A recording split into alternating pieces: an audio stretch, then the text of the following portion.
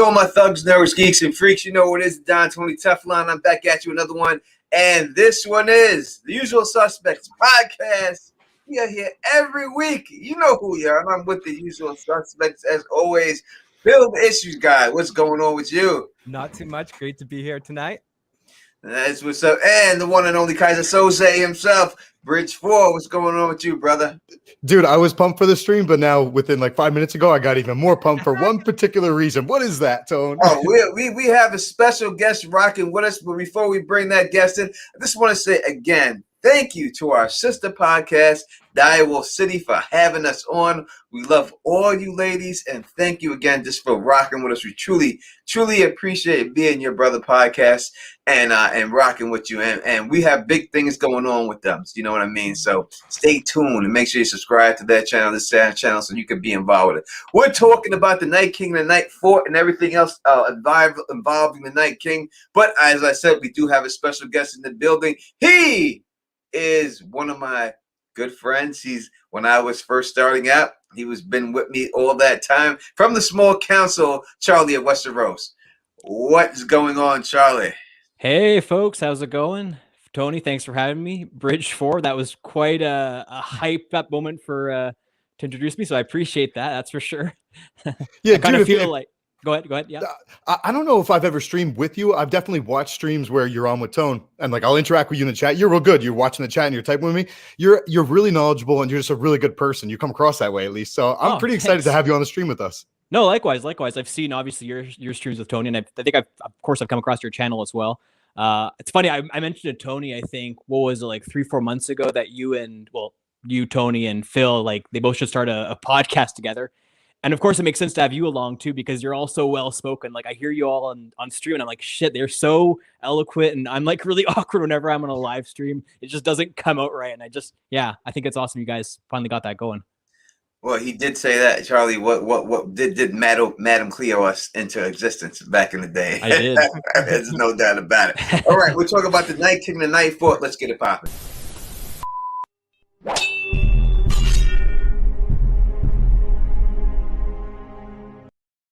What up to the people in the chat rocking with us? Let me shout y'all out before we get this thing popping. What up to Adam L? What up to Matt Spruce in the building? What up to the OTDA holding the Gazette for the design? What up to AU Pack Mule up in the building? What up to Mod Mary? Peter Griffith is up in here. We have a bunch of people up in here, and more will join us. I'm going to change that branding of that banner because it's getting in the way of Charlie and Bridge. So make sure that doesn't happen again and all that. All right, so we should be good right now. What up to Supporting Gamer in the building? What up to the Copper Brown in the building? Lord Corley's Whitefire is up in here. Appreciate everybody being here. We have a super chat right off the bat from Jenna S. What up, baby? And she says, hello, darlings. I'm so excited for the stream, and welcome, Charlie.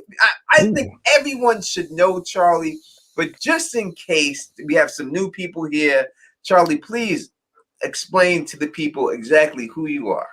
Sure. So where to begin? So I guess I could start by saying I've been doing videos with Tony at the same time as Tony since, fairly on in Game of Thrones. I think it was around like the end of season 3 or beginning of season 3, around that time. We started the first, I guess, group live chat on YouTube with James of Thrones, LaDonna, like some OG Game of Thrones YouTubers that pop on once and again, I think. Haven't been as active lately, but I mean, obviously it's always fun to come back and join Tony, and I still have my channel. I try to make videos once in a blue moon when I get a chance, because I still love Game of Thrones, and I'm especially hyped for the Targaryen prequel series, not Fire and Blood. It's called House of the Dragon. There we go. Mm-hmm. And I don't know about you guys, and I don't want to hijack the stream because I know we're meant to talk about the Night's King and theories around his origins. Mm-hmm. But I saw those pictures today with the House of the Dragon like filming that's begun, and I'm just getting so hyped for it now. So I kind of want to talk about that, but we can say that for later or another time. We can definitely say it for a little bit. But I would say, listen, I'm going to say the truth. Charlie's trying to be different. We were the first people who ever live streamed Game of Thrones on YouTube, period. And no one did a live stream about Game of Thrones until we did it. Everyone does it now, and it seems like like everyone does it. And it just seems, but before we did it, there was no live stream about Game of Thrones, period. That's just the way it is. So that's just the facts. We were the first people to ever do it. You know what I mean? So we got to just shout that out the way it really goes like that. But all right, just because we're gonna say I'm doing a live stream with Costume Co. on Saturday about the House of the Dragon, but we'll say it just because these pictures came out. I'll put a video out about it. If you haven't seen it, we'll go around the horn real quick. We'll start with Phil, then go to Charlie, then Bridge. The new pictures of House of the Dragon with the costumes, do you like the look of what you're seeing? I mean, it's too early to tell for me. What I liked so far is the scene that they were setting, and from a distance, it did look kind of cool. I almost don't get involved until I start seeing visual action, like a trailer or something like that. But the pictures did look cool, and it looked a little bit like that scene where we saw. I don't know. It looked like a standard Targaryen. I hope that some of the other people that we see look a little bit, have a little bit of a different style profile, and it's not everyone looking like the series. But it looked cool. It looked cool. I like the costume choices. Charlie. Yeah, I think I kind of echo what Phil just said. I mean, I was surprised that they went for costumes that were so eerily similar to what we saw in Game of Thrones with Targaryens, especially like, Daemon. I'm assuming it's Daemon Targaryen because it looked like it was Matt Smith, looking so much like Viserys / Rhaegar in my mind. I watched your video, Tony, on the costumes from the pictures that came out this morning, or was the last night. Honestly, like, I'm still going into it with an open mind, and I'm still hopeful because I know Matt Smith's a great actor, but I'm still having trouble picturing him as Daemon Targaryen. I'll be really honest about that. I'm keeping an open mind. I'm sure he's going to do a great job no matter what, but like visually, I'm not there yet. As for Rhaenyra, I mean, she looks like a Targaryen. What else is there to say, really? I think it was an interesting first look. I don't know if you guys saw the other photos that came out later today, because there were a few more that were released, and it kind of gives a few more hints as to what's going on in that scene. But since you haven't, I don't think you've seen it. I'll just, we'll leave it to the costumes for now. Bridge. Yeah, I'd say on this stream we should avoid, because I did get a pop up. I try to actually avoid that kind of stuff. It does nothing for me. I kind of feel like I'm keeping Tom when I see that stuff. I did see the images because I got a pop up from your channel, Teflon TV. Mm-hmm. So I saw it, but I didn't actually look down at the details of them. And then somehow within the last half hour, I saw what Charlie's mentioning. That has major spoilers though, so I don't think we should go there. Because it gives us a specific event that's going to happen, basically. All right. So I don't know exactly what that event is, but I will say that, I'm going to talk more about those costumes this Saturday with Costume Co. Who was the costume expert? We're going to do that stream Saturday night, and then we're going to go right into that to After Dark. So I'll have that posted soon enough.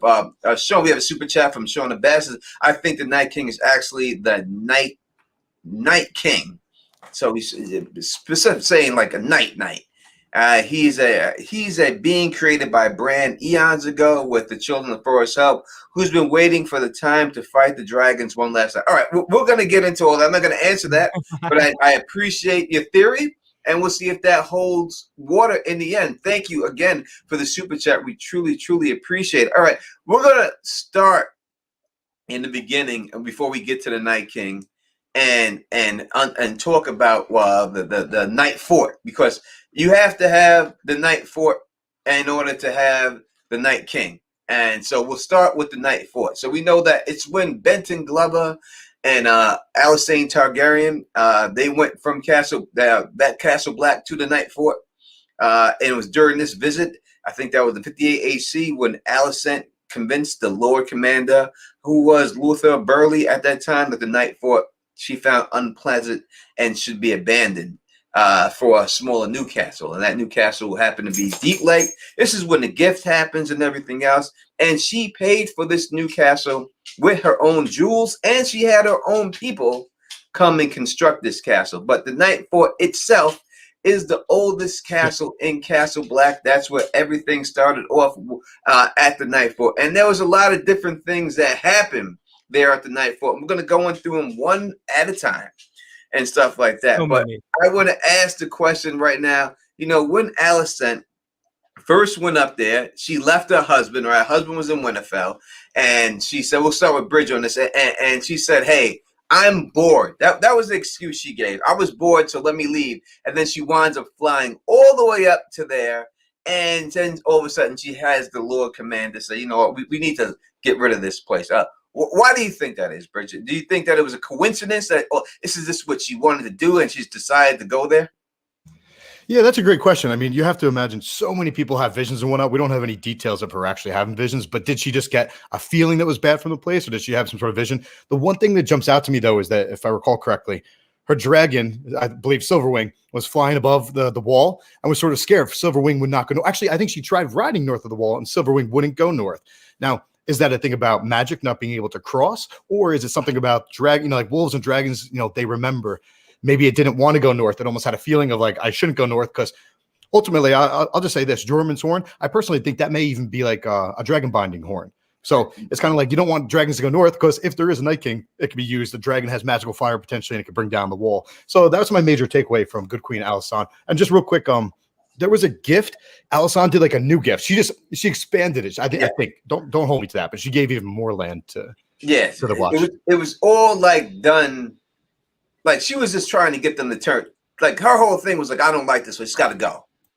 And I'm going to offer you something in order for you to shut this down. Now she's a queen, basically. The Night's Watch is not under the control of the kings and queens, right? Like they're their own little community up there. No, it's like, its own separate entity, I believe, and it's So I don't think she could have truly commanded them to shut it down, but she basically bribed them to do it. She gave them lands and then said that they used their own jewels to pay for it. Charlie, as I guess, what do you think about the Queen Alysanne's trust up to the wall at this time? Yeah, I think I think Bridgefort kind of hit on some really big things there. Personally, I do think it's it was more of a hint from George R. R. Martin to kind of, I mean, granted, hint because it's coming after the fact when reading about her journey up north. But I think it kind of indicates that, bad stuff up north of the wall, White Walkers up there, bad vibes about the Night Fort, shit went down many, many centuries ago or millennia ago with the Night King. And that, honestly, the one thing that kind of bothers me about the Night Fort, and maybe I'm just like out to lunch on this. Well, I know that they kind of tried to wipe away the original Night's King from, I guess, written memory, but they didn't seem to destroy it, like get rid of the actual Night's Fort itself, or the Night Fort itself, where the Night King ruled from. And maybe, let's be practical, they could use that for other purposes. But I don't know. In my mind, if I'm going to go make a crackpot theory, if the Night King was such a horrible, terrifying figure that they didn't want him to have any written memory of him, wouldn't they also want to destroy the castle itself? I know that like it got rebuilt many times over millennia and that, or many times over the years. But yeah, I don't know. I'm just kind of surprised that I guess that last vestige of his existence is said to have remained.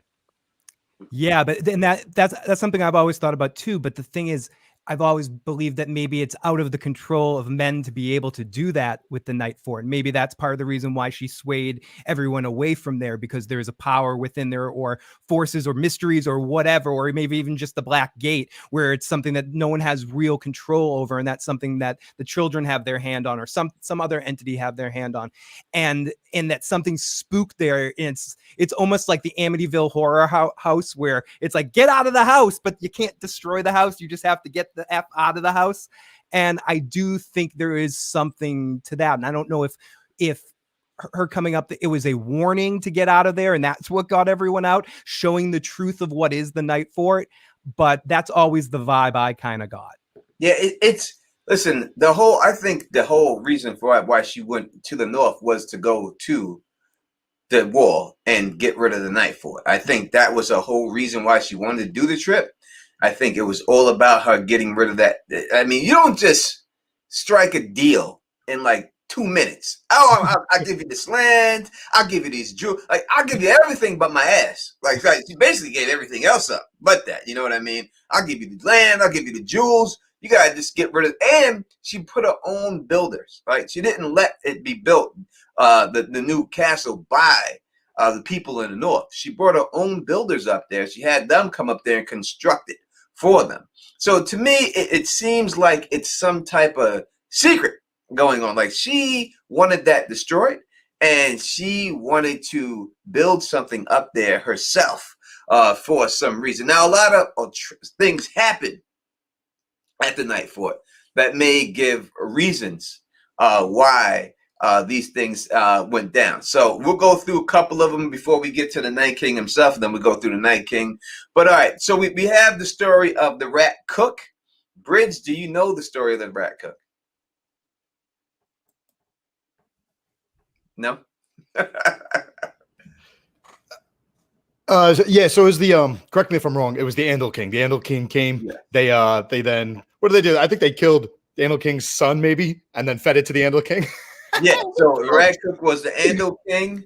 The Andal King, his prince and bacon pie, and was served prince and bacon pie. And this is what happened to him. And what happened there after he served him, the guy, the person at the knife served him that, he was cursed because for that and turned into a huge giant rat where he had no choice but to feed off of his young for a long time. That is the story. And when I look at I look at the story, and do you believe that that happened at the night fort? Like I believe the part. So could it yeah, do you believe, let's go through it. Do you believe that happened at the night fort? I mean, history is always a little weird from the facts of what actually happened, but I do think and they make sure that we're told throughout every story that we get a peek into A Song of Ice and Fire. It's always through someone's perspective, whether it be a maester writing a story or through a character's perspective. So it's always the histories framed by those things. I know that's a long, babbly answer, but yes, I do think so. I think something like that. If Arya is to, and yeah, I'm bringing the show into this, is to do things with pies, or the Mandalorians are going to do things with pies and Freys, I do think that's not above the amounts of imagination to think that kind of stuff happened. So yeah, I do. I kind of think it happened. Yeah, Nox Dragma. I already did a video on House of the Dragon. You can check it out. It's been up all day. Charlie, the Rat King story. You believe that really happened, or is this just a legend? Short answer, I'm gonna say yes, most likely. To what extent it's reflected in the way it's told in the Game of Thrones narrative, who knows? I think the purpose of the rat cook story. The Rat Cook story. Well, I think it has two purposes, really. I think for one thing, it's supposed to kind of convey just how creepy and messed up the Night Fort is. And on the other hand, there could very well be a book equivalent of what Arya does to go to Walder Frey. So I think those were the really main purposes of that. That tale in the story. Whether it's real or not, I think it's little less significant in the grand scheme of things, but I think it's just there to convey that those two ideas. What about you, Brett? Yeah, so going ahead on what Phil was saying, I'll speak to both of what you guys are saying. So there's actually a line somewhere in A Feast for Crows where Maester Aemon, I think, says to Sam, there's a kernel of truth in every song. Find that truth for me, Sam. So that's the concept you're speaking about, Phil. The story does have some truth to it, but whether that ending piece about it turning into a giant rat is true, I would be skeptical about that, because in order to warg or turn into a giant rat, you need giant rats, and I've never actually seen them anywhere in Westeros, right? And then also in terms of the Rat Cook, like you were saying, potentially Arya with the phrase, but there's also then the Wyman Manderley. So Wyman Manderley killed some people like Rhaegar, I think it was Rhaegar Frey. So he killed them and fed them to the phrase up in Winterfell. Yeah, so but I guess my major takeaway, kind of like you, I think what you're alluding to at the end there is that there are a lot of stories there, and some of them have different levels of significance. I think that's the extent of the significance. It's not as if there's any real important backstory that we need to be related to the Night King per se. It's just more of a plot point. Yeah, a parallel plot point. So I'm going to say this. I'm not sure. We're trying to talk about the Night King. People ask me. I did a video today about the pictures of House of the Dragons up there. So I'm not going to talk. I'm not trying to be rude about anything, but we're trying to focus on this Night King. Everyone's hyped for those pictures. Yeah, if you want to go. The video is there. It's up there. But it's I believe that could it happen? I mean, the only way it could happen is somehow his mind was shifted into a rat. And then somehow he had to eat it. I mean, that's the only way it can. Now we see Warging ability. Could it happen? Of course, it could happen because of that situation. But I think it's kind of like that, like Ring Around the Rosie, like that like your song you play when you're a child, Ring Around the Rosie, pocket full of puff. And when you're a child, you run around playing Ring Around the Rosie, and you don't really know what that shit means. And then you find out that it really means people dying from the plague.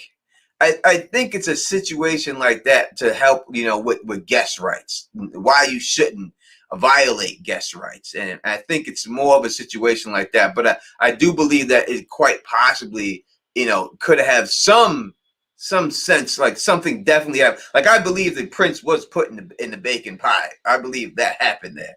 You know what I mean? But I don't believe whether he was turned to a rat or not, is if he was walked into and was stuck in there somehow. I don't know. But the bacon pie, I do believe. This is also the night for is where King Sherrod called down curse on the Andals of old. So we see that King Sherrod was able to call down a curse on the Andals. We see a couple of curses that are called down in this. One would be the curse that was called down at the Rhoynar, right? Well, on the Targaryens, on the Valyrians. And they prayed to the Mother Rhoyne at that particular time. And then that's when we got grayscale came about, and people turned to grayscale. We see the children of the forest basically go down and do the same exact thing. Not grayscale, but do the same thing.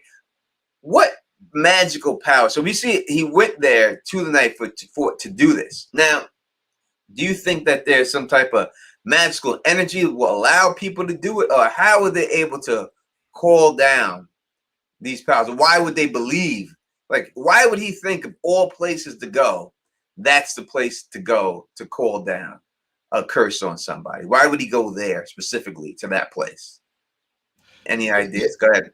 So I don't personally believe in like curses per se. I believe in the magic in the story. The reason I don't believe in curses, as I've said many times, that there's a George R. R. Martin, Michelle Fairley interviewed about 4/5 of the way through. George has said, no gods have taken part in this. No gods have taken stage in the story, and I don't plan to have them take stage. I don't even know if they're real. So I don't believe in curses per se. I do believe in things that can be interpreted as curses. Now, to really answer your question, though, I know that you don't believe that there's like magic at the wall, right? I do think that there's like a lot of magic at the wall, because Melisandre, even in A Dance of Dragons, she considers the hinge of the world. She feels a lot more powerful at the wall. So like to her, like we haven't seen her use it per se, but she's kind of like, oh yeah, actually there's some quote about it. It's in her Mel chapter where she's running out of all her potions, because she uses some deception and some real magic, right? And magic usually costs death, like. She's running out of her potions, but she's like, you know what? And I think she's just thinking to herself, she's like, I'm not even going to need them because I am so freaking powerful here. Now, you do have to ask yourself, though, is it correlation or causation? Is magic just increasing in the world as a whole? And now that she's at the wall and she's attributing it to the wall? Maybe. But personally, I think the wall is one magic. Like, I think the comet was a magic amplifier for dragons. Dragons are magic amplifiers for like wildfire creation. And then the wall is also a magic amplifier for different types of magic. Nice. And Phil?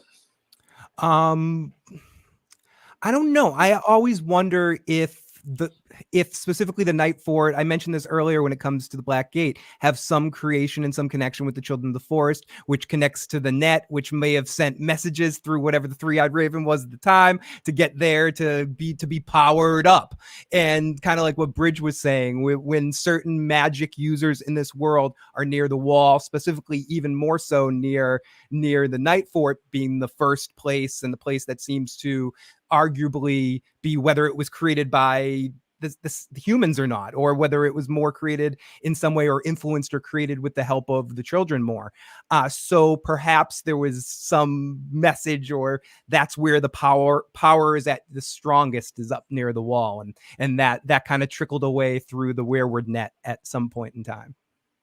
Yeah. What are you thinking, Charlie? Do you think it's kind of like a tuning fork for magic, the wall? Truth be told, and again, I don't know if this is my the show sort of corrupting my thoughts on the wall as a whole, because at one point I actually really did think that the wall was magical and there was something magical to it. I mean, look how massive it is. There has to be something supernatural there. But it's interesting that the show kind of just glossed over that point, and it's very likely even that they just didn't want to be bothered with these extra levels or extra layers of like magic, of like confusing messages and all that, or of detail rather. So I'm kind of 50-50 on this one. Like I feel like there was magic that went into the creation of the wall. I feel like there's something eerie about the Night Fort itself. I don't know if there's, again, goes back to my original point, but I don't know if there's anything more intentional behind that, or if it was just, something that was done in the past, and then like the magic increasing the world now is like not at all connected to the Night Fort itself or the wall as a general rule by virtue of where it's located. You know what I mean? Yeah, I don't think there's any magic in the wall at all. So that's just my opinion. Go ahead, Rachel. Yeah, so I just realized I said that word amplifier. I'm just like spitballing here, but it reminded me I did a detailed look at the amplifiers back in the day. So in the show, the warlocks tell Danny that the dragons are amplifiers for their magic. Mhm. In the books, there's people all do like Bonero. Is Bonero? Yeah, he's the books, right? Bonero. So you have people over in Essos in the books that they're doing things like he creates a ladder out of fire and then he like climbs up it. They're doing things that they can never do before, which shows that the magic levels as a whole, even over there, just seem to be increasing. And also in the books, the wildfire, they're like, yo, Tyrion, we are creating this stuff way faster than we expected. So it does seem like the overall level of magic is increasing, whether that's, I guess I'll just say this. Here's an idea. I was going to make a video a long time ago. I didn't come up with this idea, but you have like a long cycle comet, like a comet that comes around every 3,000 years. Potentially the comet is either an amplifier to allow like dragons to hatch and the dragons are amplifiers, or the comet itself may be a magic amplifier, and it comes around every 3,000 years or something like that. But yeah, so levels do seem to be rising all around the world. However, I still kind of do tend to think that the wall itself is a hinge. I believe Melisandre, but who's to know? Well, we do hear the dragons. The dragons could be the cause of the magic itself. Exactly. Like the dragons bring magic. It could be that. We're not sure. I'm not going to say there's no magic in the wall. I don't believe there's a spell particularly to keep out the White Walkers in the wall. I would say that. Melisandre does say that her magic is stronger up there. And so we can't disregard that because that's her POV and that's her perspective and she would know.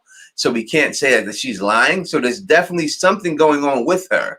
I think I know, but we'll definitely get into it. We got another super chat from Jen S. Thank you so much. Off topic, and I apologize, but I asked, who built the wall?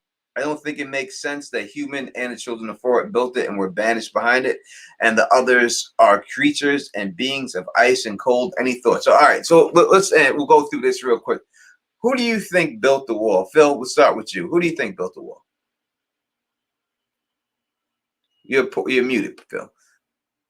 As far as we've been told throughout the tales of history, it's Bran the Builder with some help from the children. That's what we've heard, right? That's history. Yes. So I don't know. Lately, I've been fantasizing that somehow it was part of the Pact and the White Walkers had some part in creating it. You have that big giant wall of ice. They're ice creatures, and they have ice powers. It's not beyond the thrill of imagination to think that they might have used some of their ice powers to help create the wall, to say this side's ours, that side's yours, stay the hell out. As long as you keep the treaty, we won't pass this wall. Because so much of history has passed by, it's hard to know what really happened. But that's where my brain's been falling down there. That's why I think more than anything, we really do need some form of a Winds of Winter White Walker point of view chapter, whether it's through Bran or through a great other or through Jon dying and being raised in the North. Whichever way we get it, we need some more history throughout that, because and some real history from the alternate perspective, because this is a round world. It's not just good guys and bad guys, and they're not just ice monsters that are going to be solved with a stab of a dagger. There's more here. And so I've kind of always had this, or I've lately had a fantasy that the White Walkers had something to do, or the others had something to do with it. So I think first in terms of the magic. So Melisandre, when she was at Storm's End, she had him go under Storm's End before releasing the Shadow Baby, because we don't know if it's true, but she didn't believe the Shadow Baby would be able to get past the walls of Storm's End. So it's mentioned somewhere. I think it's the World of Ice and Fire, where like Storm's End was built around, or has the same magic at Storm's End's wall foundations as it has in the foundation of the wall itself. The wall's not all ice; it's also partially stone that has the magic in it. In terms of who built it, they say like it's very speculative. They say it's like the children helped out with the magic, maybe, or I don't know if they say that, but they say the giants helped out. I personally, just because it's like the darker side of things in George R. R. Martin, I tend to believe that the giants didn't help out. I think like Bran the Builder were like mass work giants, effectively slavery, and helped them create the wall that way. Maybe the original wall that way. Yeah. All right, Charlie. Hodor. Yeah, no, I was going to just spitball off of actually what Phil just mentioned about the White Walkers creating the wall.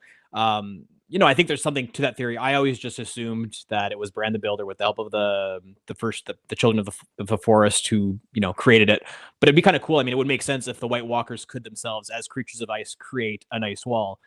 That being said, if they're the ones who created it, it also makes you think that they could probably get rid of it pretty easily as well. And that kind of brings me to another thought whereas maybe, the wall itself is just don't want to say it's an illusion, but it's kind of like it's more or less there to make the humans feel safe. And theoretically, whenever the White Walkers want to, they could just go through without really needing to do much in the first place. I don't know, just a thought.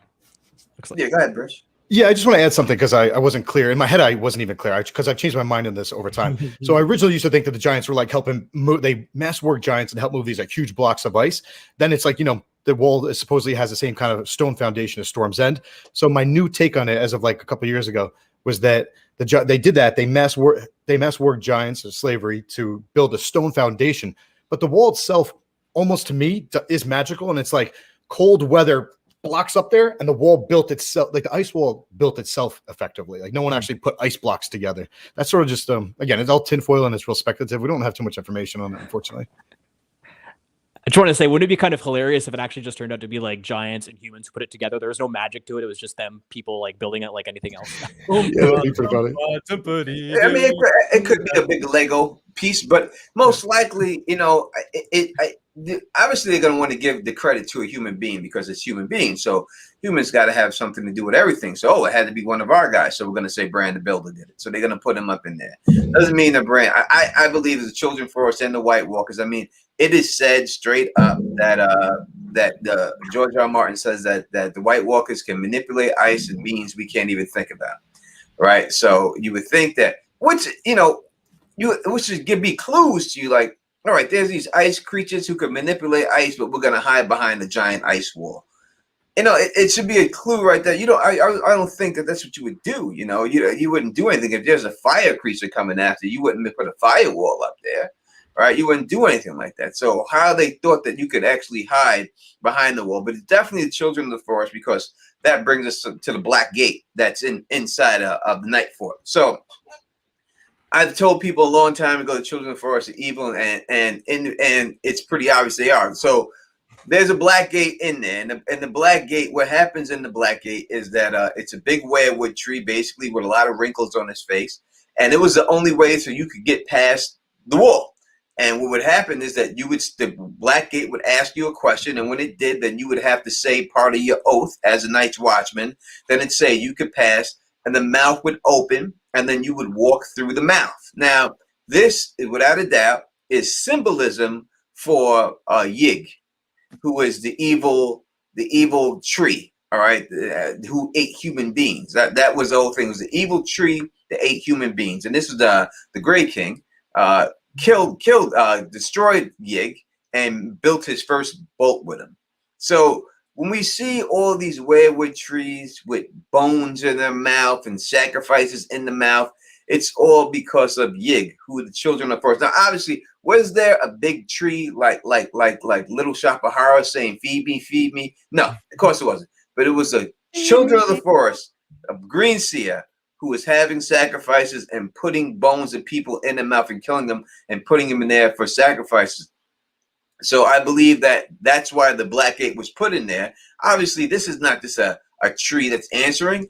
It is the green seer who's sitting on a throne. Anytime someone comes in, he is allowing the mouth to open, and he is seeing what's going on. I think that they put that in there basically to spy, because the rules of the were that, hey, you can't. We're gonna have these lands back here. You have these lands over here. This is a way we can keep ties on you and see exactly who's coming through. What are y'all feelings on the Black Gate itself? Yeah, I think you worded it really perfectly there. It's almost, they gave them a password to get through. It's like a computer. You can use my computer, but I have God mode, so I can just take it over. They know how to get through the gate by saying a very specific code or saying here and there, but they don't really have control over the situation there. So, I mean, I've talked a lot already about the Black Gate, so I'll pass it on here. But I absolutely think, someone said it in the live chat, the Black Gate alone shows that there's more hinkiness going on at the wall, because that is a creation of the children. The fact that there's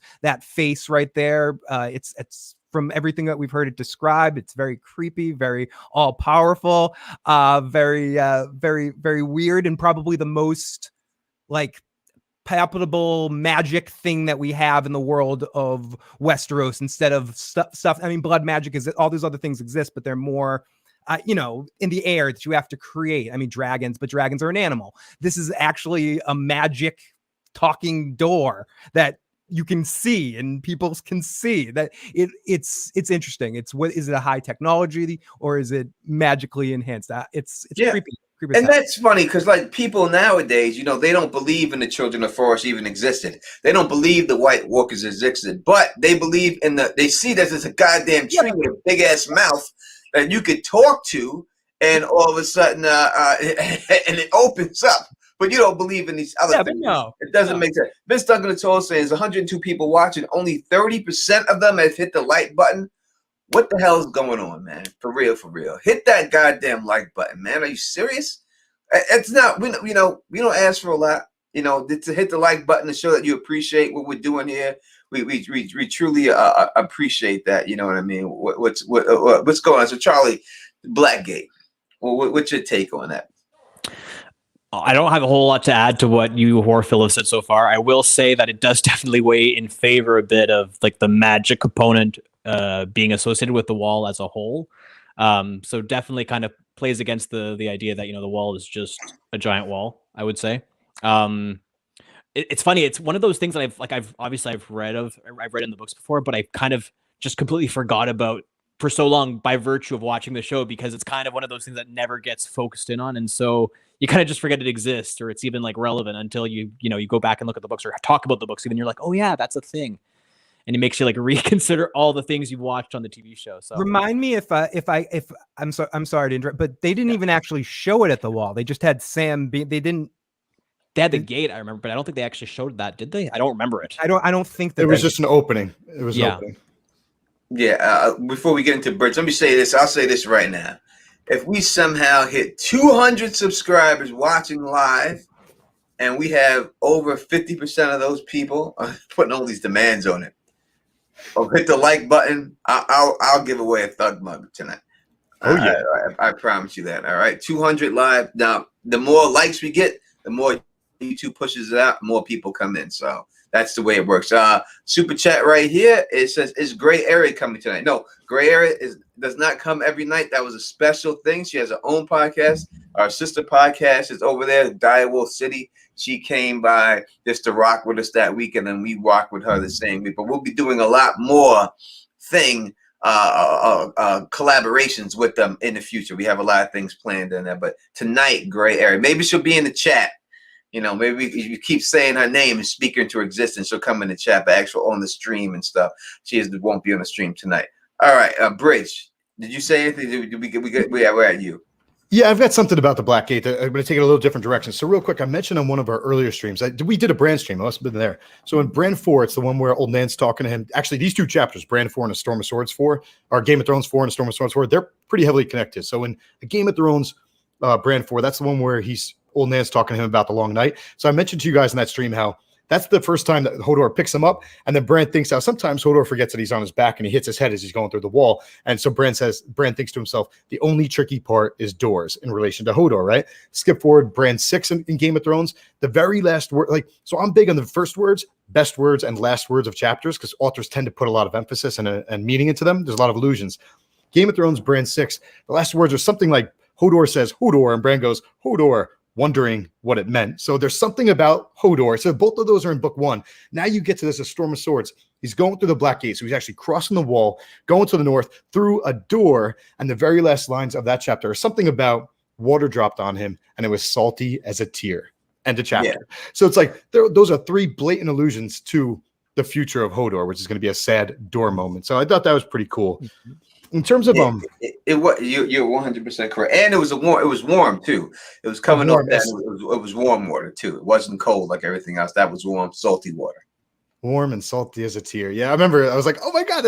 After in hindsight knowing Hodor, I was like, that is blatantly a nod to the sad events that are going to happen at a door north of the wall. In terms of actually who spoke to it, it's funny. Everything you guys said is great. Like, you can almost forget because we're so big in the show. As much as I read the books, you can almost forget about this door. Like you said, Phil, it's like the Tom Bombadil of Game of Thrones. It's just, you have all this magic, and then this thing's like extra magical. And so I don't know who actually spoke to it. About an hour ago, I've always assumed it was like a Green Seer, but I never actually thought it'd be Bloodraven. It probably is like Bloodraven himself. Or imagine if hypothetically, in theory, it was the Night King because he used to rule there, the Night's King. Imagine he's still alive and he's the one controlling it. But the reason I don't believe that's the case is because Cold Hands is working with the three-eyed crow. Cold Hands brought Sam to that door and expects Bran to come through that door. So it seems to be that Blood Raven or the three-eyed crow, however you look at it, that's the person that's actually opening the door for them. Seems to be that way. Yeah, I agree with that. We also have other atrocities that happen. We have a couple. We talked about a couple of them, but we have a lot of other things that happen. It's told that's where blind Simeon Star Eyes saw a hellhounds fight. Now, Simeon Star Eyes, he's an interesting character because he's supposed to have two sapphires in his eyes, right? And he fights with a double-bladed axe, like not axe, a spear. And he could spin it around and chop down two men at one time. Now, when you say that he has sapphires in his eyes, is that just really that he's a White Walker fighting with this blade? And they're just saying sapphires, is using that to describe the blueness of his eyes, not true sapphires in his eye. I mean, that's interesting because we're going to get to something later that has a similar question. So I almost want to put that off till we get to talking about the Night's King's wife, the Night's Queen, because it's the same question. Is it a way of just describing someone's looks? And that's that thing through history again. Or is it a way, or back then, was there more crossbreeding between the White Walkers and the humans, or the others and the humans, where there was... because we know that the foundation of a lot of the, at least we've learned this from the show. And again, I'm having the same affliction Charlie's having. I'm using the show to inform me when it is sort of a different universe. Is Craster doing the same thing in the books? And are most of the others that we see humans that have been turned? So could there be a halfway point where there's more creatures out there like Cold Hands? Could the Night's Queen have been a Cold Hands like creature? I know we're not talking about the Night's Queen quite yet, but I think it's a similar kind of question. So I don't know. I wish I had a concrete answer, but that's just one of those interesting speculations to kind of put out there. Charlie Bridge? I'll go. Go ahead, Yeah, so Ray, I totally forgot about Simeon Star Eyes. I love this. There's actually, I look at Simeon Star Eyes much differently than most people. So I look at Simeon Star Eyes at first, like I'm really big into spears. Yeah, as you saw down at Con of Thrones, I like spears, right? Yeah. So I've always liked him for that. In case people don't know, they weren't there. So at Con of Thrones, Bridge had got a spear, a Dornish spear. It's right there in the back of the wall. Point to it again, Bridge, so people can see it. Right there. And this spear is taller than Bridge. Like, it's bigger than Bridge. And the whole time we seen him at Con of Thrones, he was just running around with that big spear, just walking around. Oh God! Did you bring it to the bar too? You had the spear in the bar. Until I got back to my apartment, I had it, or my hotel, I had to keep it on me. He had the spear in the bar. He just was walking around with a big, huge spear. So that's the backstory on the spear. Go ahead, Bridge. I'm sorry. Yeah, I was like riding around on a scooter with it too, whatever. Yeah. All right, so running around with it. Yeah, so I love Simeon Star Eyes initially for that reason, and also like you said, the sapphire eyes. You're starting to think, all right, this guy was a White Walker, right? So I'm like, and was he like a heroic White Walker? However, I transitioned into thinking that Simeon Star Eyes himself is a misdirect. The Simeon Star Eyes, what did he do? He saw two hellhounds fighting on the wall, right? So there's two major takeaways from this. First off, like I'm pretty obsessive with these books. So if you go into like the Kindle version and you search hellhounds, because I'm trying to find out what's every reference to the hellhounds or Simeon Star Eyes, there's actually a line with Arya where Arya looks at the hound and she goes, "You go to hell, hound." So that popped up in my search. And I do think that they're like the family of the dogs. So in one translation of, or one impact of the hellhounds reference with Simeon Star Eyes is that eventually you're going to get Sandor dog versus Gregor dog. The hellhounds are going to fight, and they did in season 8 of the show.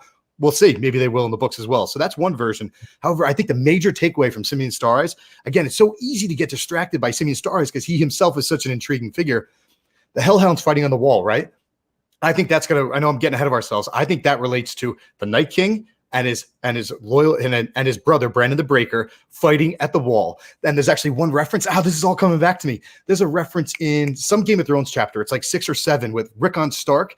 And I think it's when Rob goes down in like the crypts and they see Rickon there, and they look up and they see, because it's either Summer or whatever Rob's, what is Rob Greywind? One of those wolves is sort of like eyeing up Shaggy Dog, and it looks like there's giant hounds on the wall. So that's an allusion to Starks, I think, fighting up at the wall, which gets to the figure of who do I think the Night's King is. I think it was a bastard son born in Winterfell, but we'll get there. Anyway, that's my major takeaway. I think the Hellhounds reference is more important than Simeon Star Eyes. I think it relates to what actually went down with the Night's King. I think that's a great point that you put up there. Never heard anyone say anything about those hellhounds referring to the hound and his brother fighting at all. That was beautiful that you said that right there. I truly like that. I think Simeon Star Eyes is, he's either we're going to get to the Night King and everything else, but I think he's a White Walker. I really do. I think when we look at the skills that we've seen from the White Walker, so we take the first chapter, right? Bridget's favorite chapter, right? That Game of Thrones starts on the epilogue, or whatever, first chapter. And we see that the first fight of the chapter, when we see the first fight, we see that when the White Walkers confront this man, what is his name, Bridget? I know you know.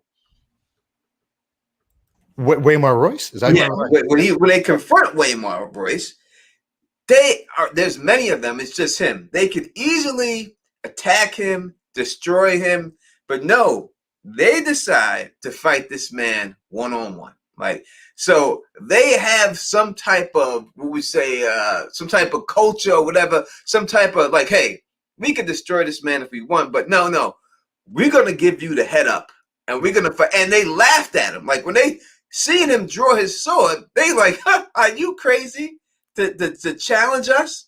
Right, like the Predator laughing at Schwarzenegger. It was exactly that. Go ahead, Bridge. No, just you keep going. But yeah, the wording that George used there was so cool. He said something like he deflected Waymar's strike with contempt, and then like you heard the other ones laughing. George is such a good writer. I love him, man. Yeah. So when you see that they're such, they believe that they are such skilled warriors that they can just take people out just like that. It makes sense to me to think that this Simeon Star Eyes is a White Walker who just has the skill to chop down. I know, like, this guy's chopping down 2 people at once with the double blades on it. And someone put in here like Darth Maul, and I said yes. That who put that in there? The Darth Maul comment. Who was that put that? Jenna S put that in there, like Darth Maul. Yeah, it's just like Darth Maul. That's the way I look at it. The way he was chopping people down and stuff like that. So, I also like Bernie's nickname for Bridge, Bridgie Spears. Bridgie Spears. Look, we're not gonna let that stick, though. All right. No, that's a one time thing. All right. So, another story that we have at the Knight's Fort is one of the Mad Axe. The Mad Axe story. So Mad Axe was a brother of the Night's Watch, and at one night when he went crazy, they said he just went crazy, and he murdered everybody in the Night Fort with an axe. He killed all of his brothers with the axe, and I believe that he didn't go crazy whatsoever.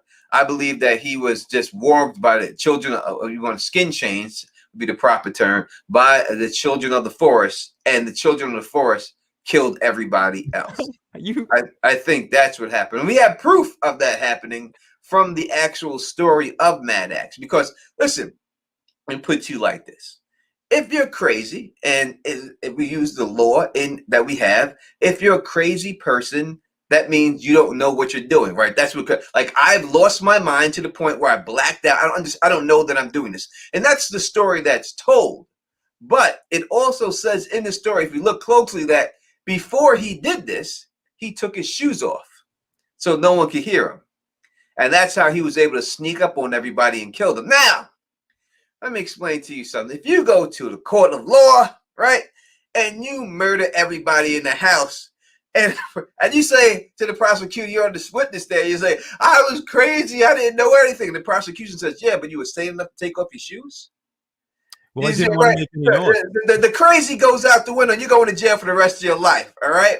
So the fact that he knew to take off his shoes so no one could hear him, that just shows you that man wasn't crazy. Now, the story that we do have is that he just flipped out for no reason. So why? We have the Black Fort right there, the Black Gate. I do believe they were able to use that to warg into these people. And I think that's a lot of these things that happen there, that people are saying bad things happen, is due to the children of the forest forcing these people to do this situation there. Does anyone else have anything to say about Mad Axe or anything else like that about the Mad Axe story? I know it's a real quick story, so it's really not a lot to say. The only thing that I want to say is it reminds me a lot of the Shining story a little bit. It was the way, and even in that, it wasn't necessarily Jack doing it or going crazy. It was the spirits in the hotel that were influencing him to do that. But yeah, it makes me think of the Shining. I actually wanted to say something about the Hellhounds that we kind of Go skipped ahead. over real quick, but I'll jump on the Mad Axe thing right after. Just something that Bridge said that reminded me about the character of Simeon Stareye. So I think you're on to something there when you mentioned like the two Hellhounds fighting each other, potentially being a Clegane Bowl foreshadowing thing. The other thing I was reminded of, and it just kind of came to me when you gave that like analogy, is that Simeon Stareye, he fought with a spear. His eyes were like lost because of I guess a previous battle or a previous fight or something, and therefore he had rubies in them according to the legend. Well, isn't there another character in the books and the show who loses his fate, or who gets like his face crushed with his eyes first being gouged in from, a brother of a certain hound, and who also uses spear? I don't know when that story was mentioned in the books, but it would be kind of cool if that was also a little like preview to the Oberyn versus the Mountain fight from Game of Thrones, or from A Song of Ice and Fire, Game of Thrones. To jump to the Mad Axe thing. So I love that theory, Tony, what you're talking about in terms of like the children of the forest, warging in and like controlling him to kill all his brothers. Originally, again, I just kind of like thought it was another allusion to the fact that the Night Fort was like just a really creepy, messed up place. The other thing I was also wondering is that maybe is it a sort of cue to like just the general evils of fratricide, like killing your brothers? I know they're not literally his blood brothers, but they're his brothers figuratively. So I was kind of wondering maybe there'll be something coming on later on about somebody losing his shit and killing all his brothers. I don't know if this is maybe like a Euron Greyjoy type of foreshadowing moment there, but that was kind of what came to mind when I thought about this specific story. In terms of, for me, for Mad Axe, I'm actually going to save my Mad Axe comment. You'll see why. I'm going to save it for when we get to the Night's King, because I related to it that way. Just real quick, though, I want to correct something that I just said. So how I said George said something about the other parrying his blow with contempt, which would have been a cool line. I looked it up. The actual line is that, so they fight a little bit, and his very last attack, Waymar raises up the sword with two hands and he yells, "For Robert!" And it says the other's parry was almost lazy. That's even better. Yeah. That's funny. All right, we're going to talk about right now the story. Like I said, I believe that all these stories, everything bad happens because of the children of the forest. The next story we're going to talk about real quick is, we got Janice. We have a super chat. Let's take this. No problem. Thank you so much for the super chat, Janice. We truly love you, and we truly love the super chat. I have another kind of off-topic question. Don't be sorry. Please ask anything you want. In the original draft, George R.R. Martin calls the others the unborn. Do you think there's any relevancy there?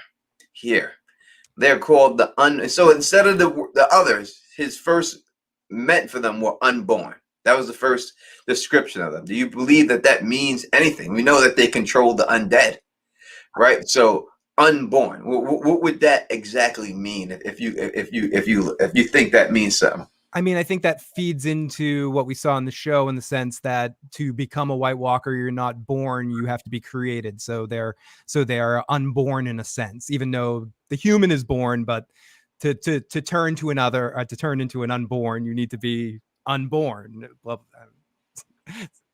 Yeah, so it's unborn, right? So that means you were, all right, unborn. Let's think about unborn. That means you were born and then changed, right? You were born and now you're not born. I mean, a vampire would be unborn. If you look at what from what we see, what there's actually, if it's true that the Craster's kids, he's taking them and turning them into White Walkers, that could be a reference to them, that they're babies, and then we see them as old men, that they get unborn that way. It could be a situation dealing with that. If I had to pick something off the top of my head, that's what I would come up with. And everything else like that. Someone said something that the Wisdom stuff was on Spotify. Yeah, so I do believe that this podcast will eventually make its way to Spotify and iTunes and all that. Phil is handling that situation. I'll be working on that in over the next couple of weeks. We'll get all the podcasts up onto iTunes, Google, and Podbean under the issue. For Podbean, it will be under like the issues program stuff, but for everything else, it will be branded as the usual suspects. Perfect. And I'll send out the links once we get it. All right, so we have the story here of the what is it? The 79 Sentinels? You can go with 69 if you want. It's a little better, but it is the 79. The 79 Sentinels is a story that happened at the Night 4-2, and we're working our way up, people. We're going to get to the Night King and all. We got to go through all this is very important to kind of set the standard, because basically when we get to the Night King, there's telling the Night King's story, and then our speculation of if that has connection to show Night King. So this is all sort of very important. There's a reason why he put that up there. You know what I mean? So the 79 Sentinels, what happened there was they were 79 Night's Watchmen. And they all just left the wall. They said, we don't want to be part of this. When the leader of them, I think it was Roswell, went down and to his father's lands, he thought his father would protect him.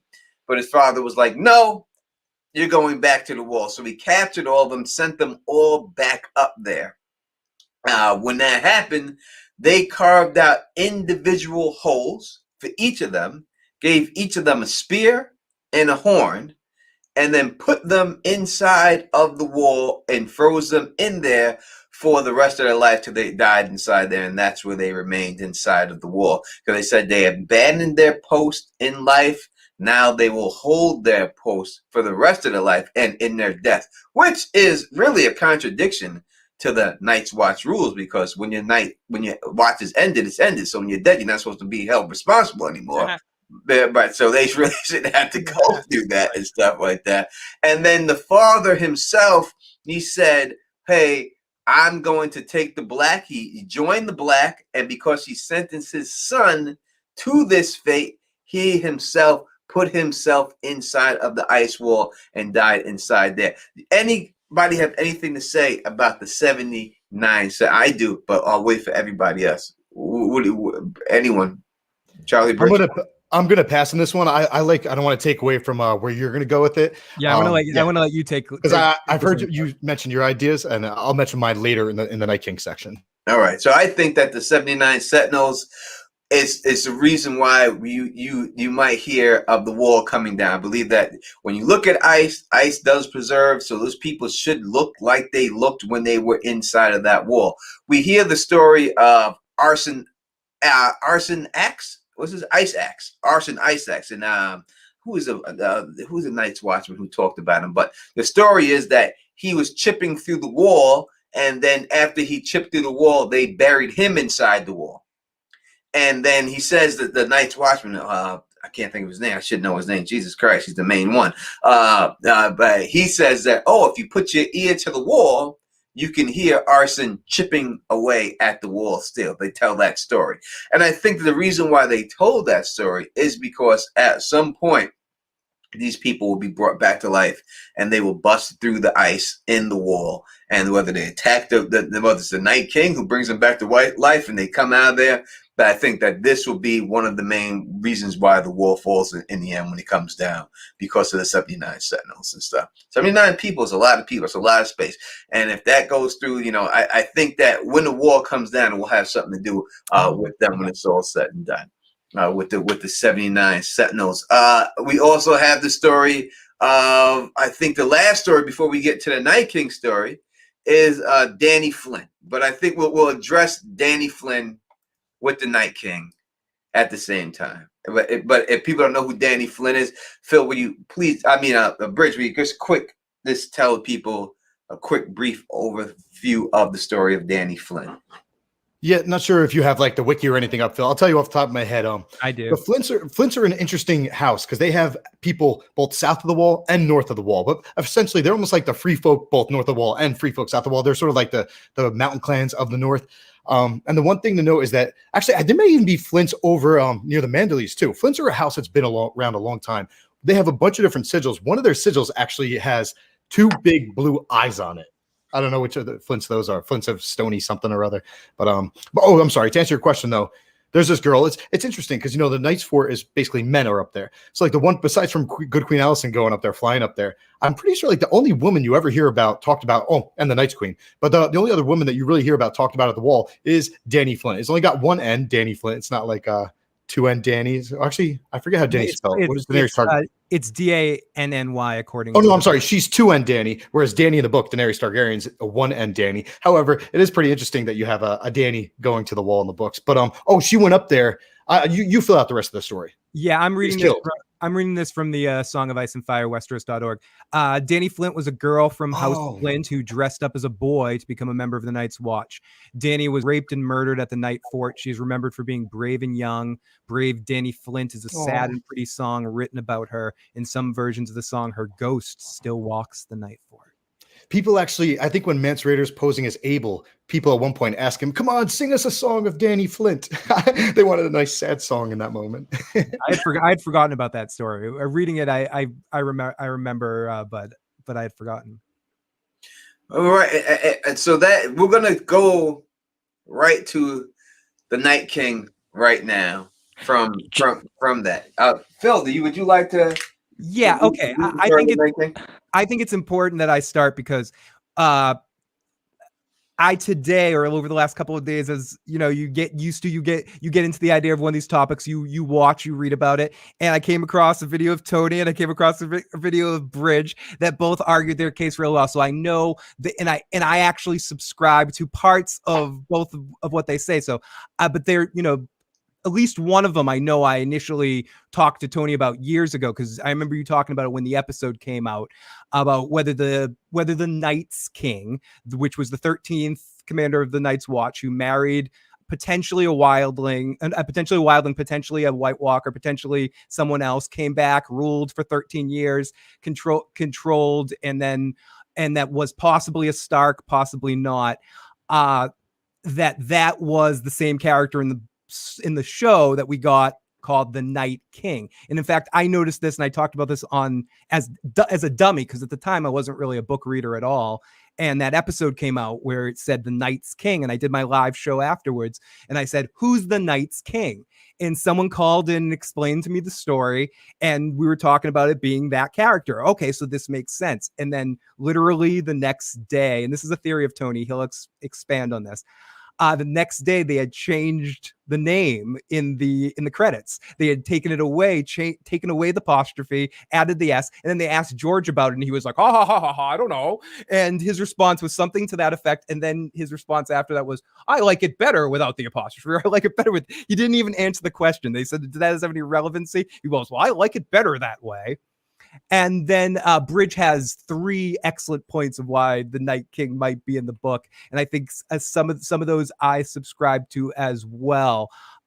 He's like, I don't remember what my 3 points are. Don't listen to that. But one of them was something you referenced earlier about the last word of a chapter with John, when he's talking about killing one and then many, which was sort of a symbolization of that. There was a couple of other ones that were connecting the dots there, which I definitely really liked.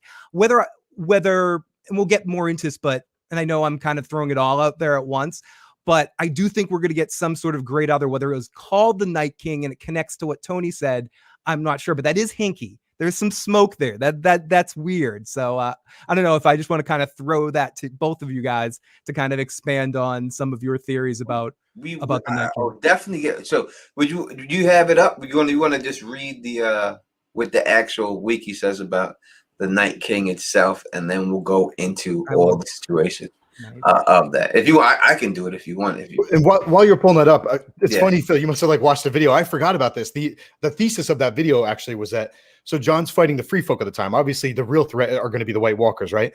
But John in his head thinks, I think it's probably before he goes out to parley, he's forced to parley with Mance Rayder, and he thinks to himself, if I have like a king to kill, if I can just kill him, then their whole army's done. And that's effectively at least what they do in the show is you take out the Night King and then the army's done. So I feel like in hindsight, I feel like that is that is sort of a clue in a way that like Jon's going to have to take out a king to take out the army, and potentially like, we haven't seen a Night King yet, but maybe that's what they do in the books as well once a Night King shows up. So we got a super chat from my brother Fernandez T. Thank you, Breaking Bad. Appreciate the super chat. 25 beans. There we got another one from Jenna S.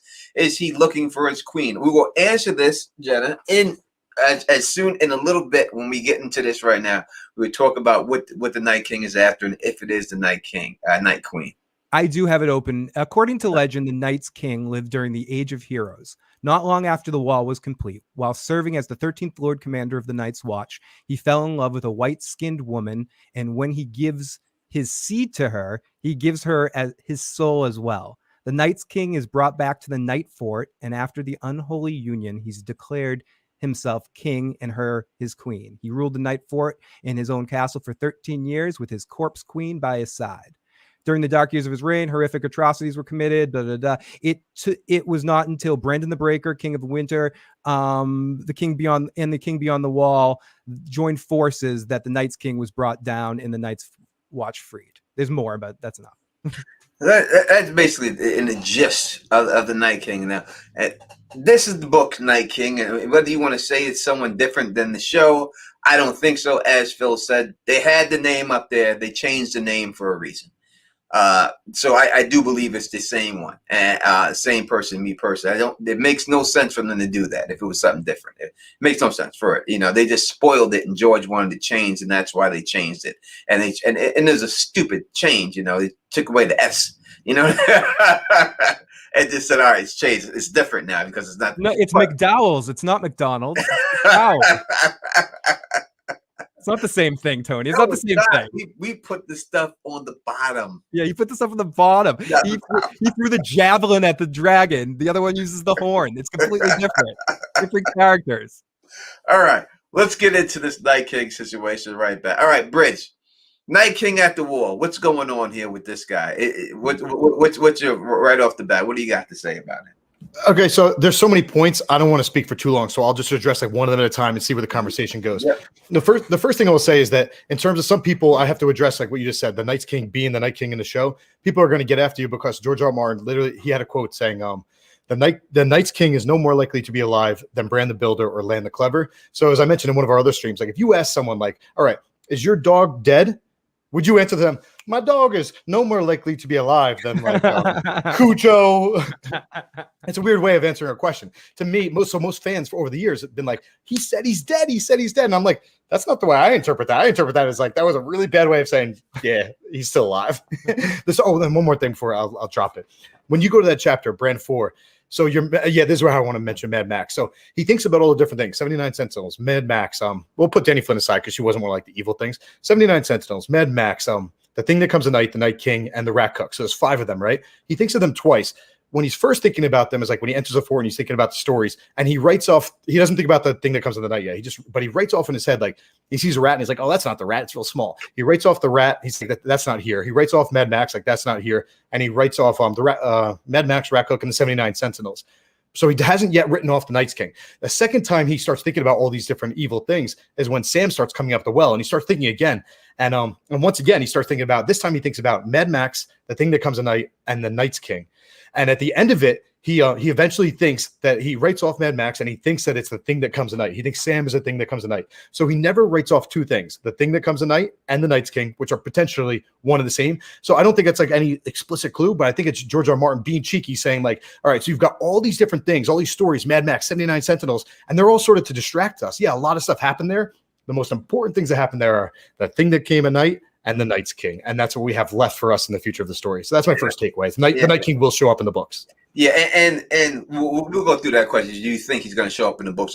We'll go around the horn with that real quick. But I would like to say that real quick, we have Charlie here, one of my the original small council members that was rocking with me. I will say that the Night King being the big bad, that theory was created by none other than James of Thrones from the small council. Nobody ever said anything about the Night King being the big bad of the series, being anything but James of Thrones. Period. Point blank. Go back and check the video. And everyone laughed at him. Everyone laughed at him. That's why I know when finally that Night King came out that season, like everyone was so excited, like, oh look, James is right. He was right, and everything else. But that was James of Thrones who said that. Let me put that. Everyone talks about him now. So that no one said that before James of Thrones. I remember everyone thought, oh, this guy doesn't know what he's talking about. They made fun of him and everything else, and James was right. Real quick, before you do the super chat, I just want to say that ties. I think the reason that the fandom wrote off the Night's King probably, but when he still believed in it, is because of that quote from George R. R. Martin, basically saying, "No, he's no more likely to be alive." We all drank the Kool-Aid, and it wasn't like I drank the Kool-Aid too for years. And I was like, "Wait a second, that's bullshit." He said this way before they showed him in the show. Yeah, no, I get that. He said it way before George made that comment after they showed him in the show. Oh, okay. And then people asked him, and that's when George made that comment. Okay. James made this theory up years before that even came out in the show, or anyone was even thinking about a Night King being the big bad in this whole situation. He said that was who it was going to be in the end. Jenna S. 1999, thank you so much. Says, I wonder if this ties back to the unborn title from earlier. How can you be born with no females? We only hear one, maybe a female other, as you read before. That's why they take Crassus' son. I don't know. Maybe I don't think you're reaching at all, and I will get into that exactly right now. But Charlie, talking about the Night King, do you think that this Night King will show up in the books? We've seen him in the show, but will he show up in the books? So there's a few things there. I think a Night King or a Night's King, however you want to spell it, will show up in the books. The question for me is, will he be the exact same person as the Night's King of thousands and thousands of years ago? And also, well, I don't think he's going to be the same character as it was in the show. I'll just put that out there right now.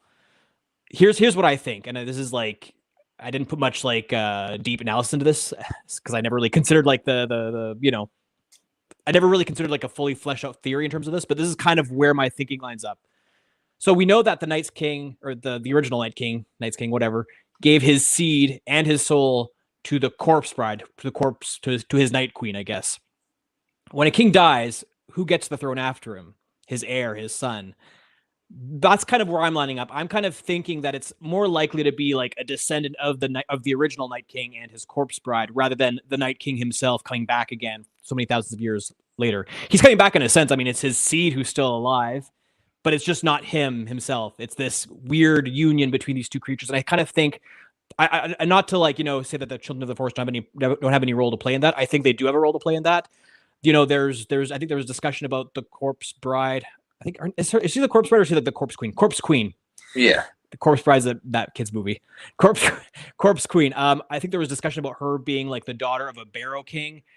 Yeah. It's very possible there's an association between the Barrow Kings and the Children of the Forest. Maybe like, the Barrow, there was some kind of plot going on where the Barrow Kings were trying to work with the Children of the Forest, and this was their way to like infiltrate the Knights, the Men of the Night's Watch, and that's kind of where the new White Walkers came about from. I don't know.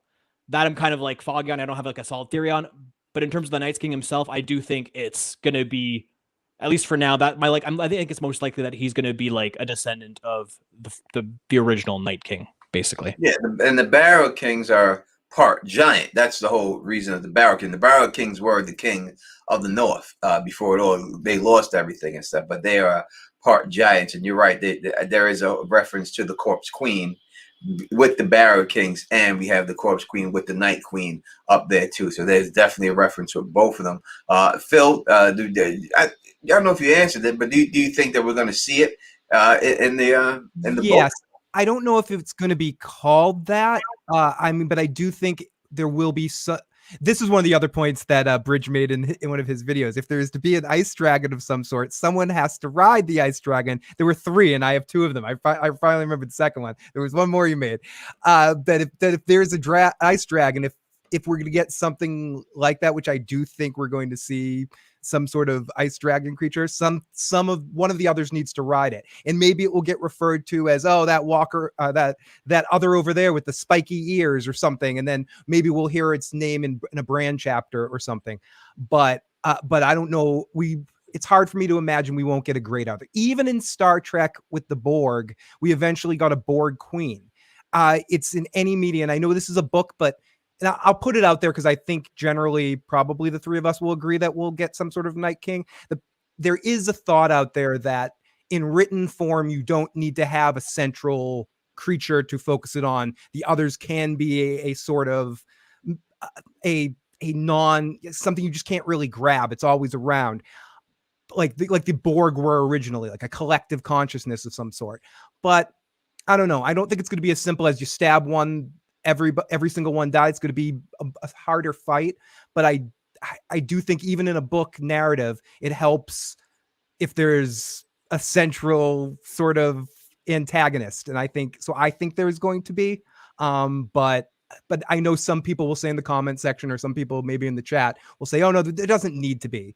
The others have shined in the books because because you don't know too much about them, because you don't have a central figure. You don't have Darth Maul holding a double-sided lightsaber standing in front of you to fight. So I don't know, but I think there will be.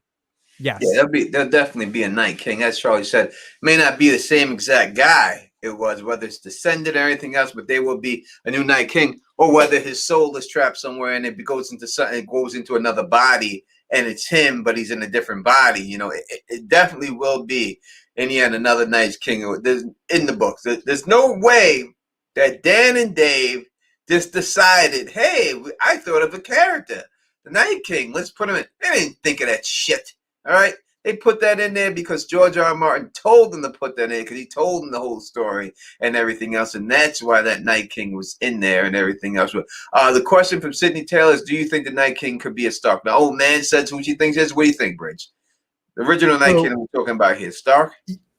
So yes, I think he's half Stark. I believe that he's not only half Stark, I think he's a son of Bail the Bard and the Rose of Winterfell, which is obviously at face value, that's just a nod to Rhaegar and Lyanna. But I literally think that the son, that bastard child, is named Jon Snow. There's a reason for him being named Jon Snow. There's a little bit of evidence we can speculate. So he was the bastard born in the crypts of Winterfell. I think then their father then forced the girl to marry, because that was the end of the Stark line at that time. So they forced the girl to marry, and then she had a son. So that son is now the half brother, the noble legalized half brother. That's Brandon the Breaker. So I think that's the bastard son, Jon Snow, born in the crypts of Winterfell. He goes up to the Night Fort, because that's what you would do if you're a bastard of Winterfell. And I think he sort of carved out his own kingdom up there. So and I don't think he was ever a White Walker. I think that's where, like, they erased his name and changed history, because it was just a Stark civil war, similar to the Dance of Dragons. It was a Dance of the Wolves. In terms of Charlie, you mentioned the Barrows, right? I'm pretty sure one of the Flints, one of their houses is from the Barrowlands. So that could be like the shields for the Flints have, granted, I think it's the Flints that are down near the Manderleys, but some of the Flints have blue eyes on their shield, so that shows the family may have blue eyes.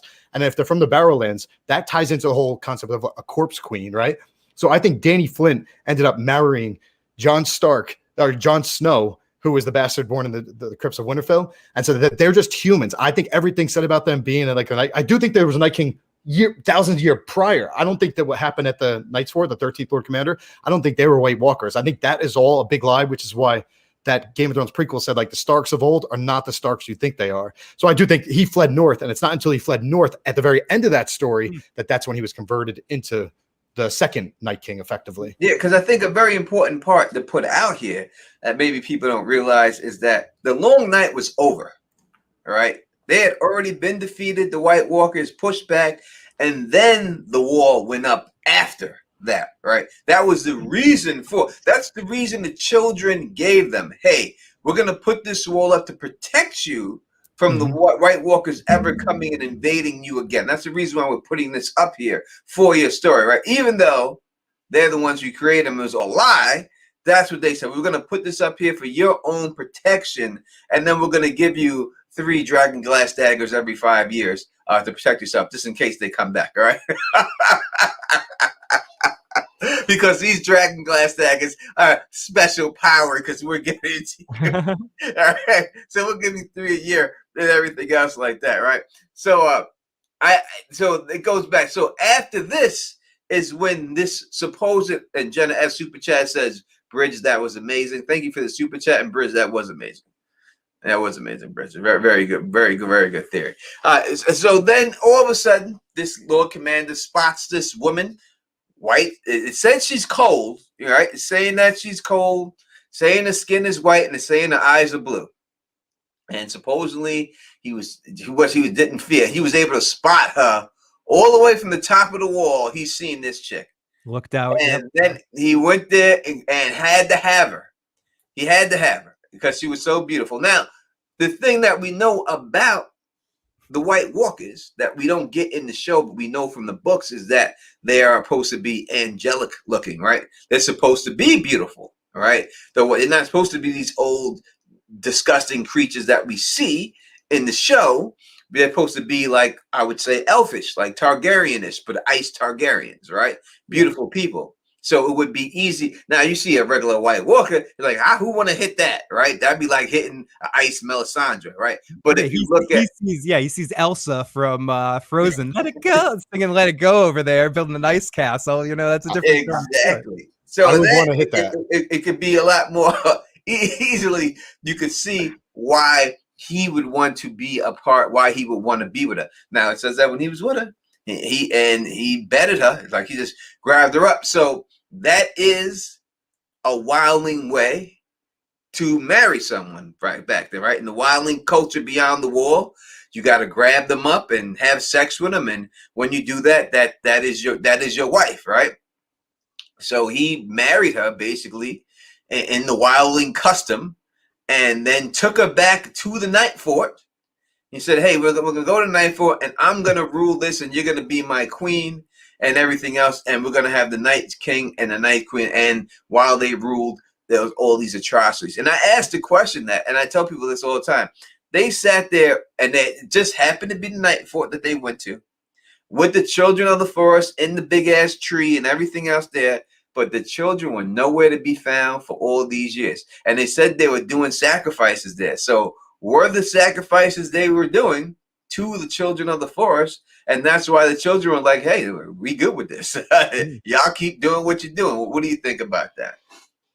I think the children were there in their minds, but yeah, as long as the humans are doing what they want them to do, and in that kind of stuff, that they could have been in complete control of that puppet king in a similar way that you could argue at the end of Game of Thrones, if Bran's king through Bloodraven, they are as well.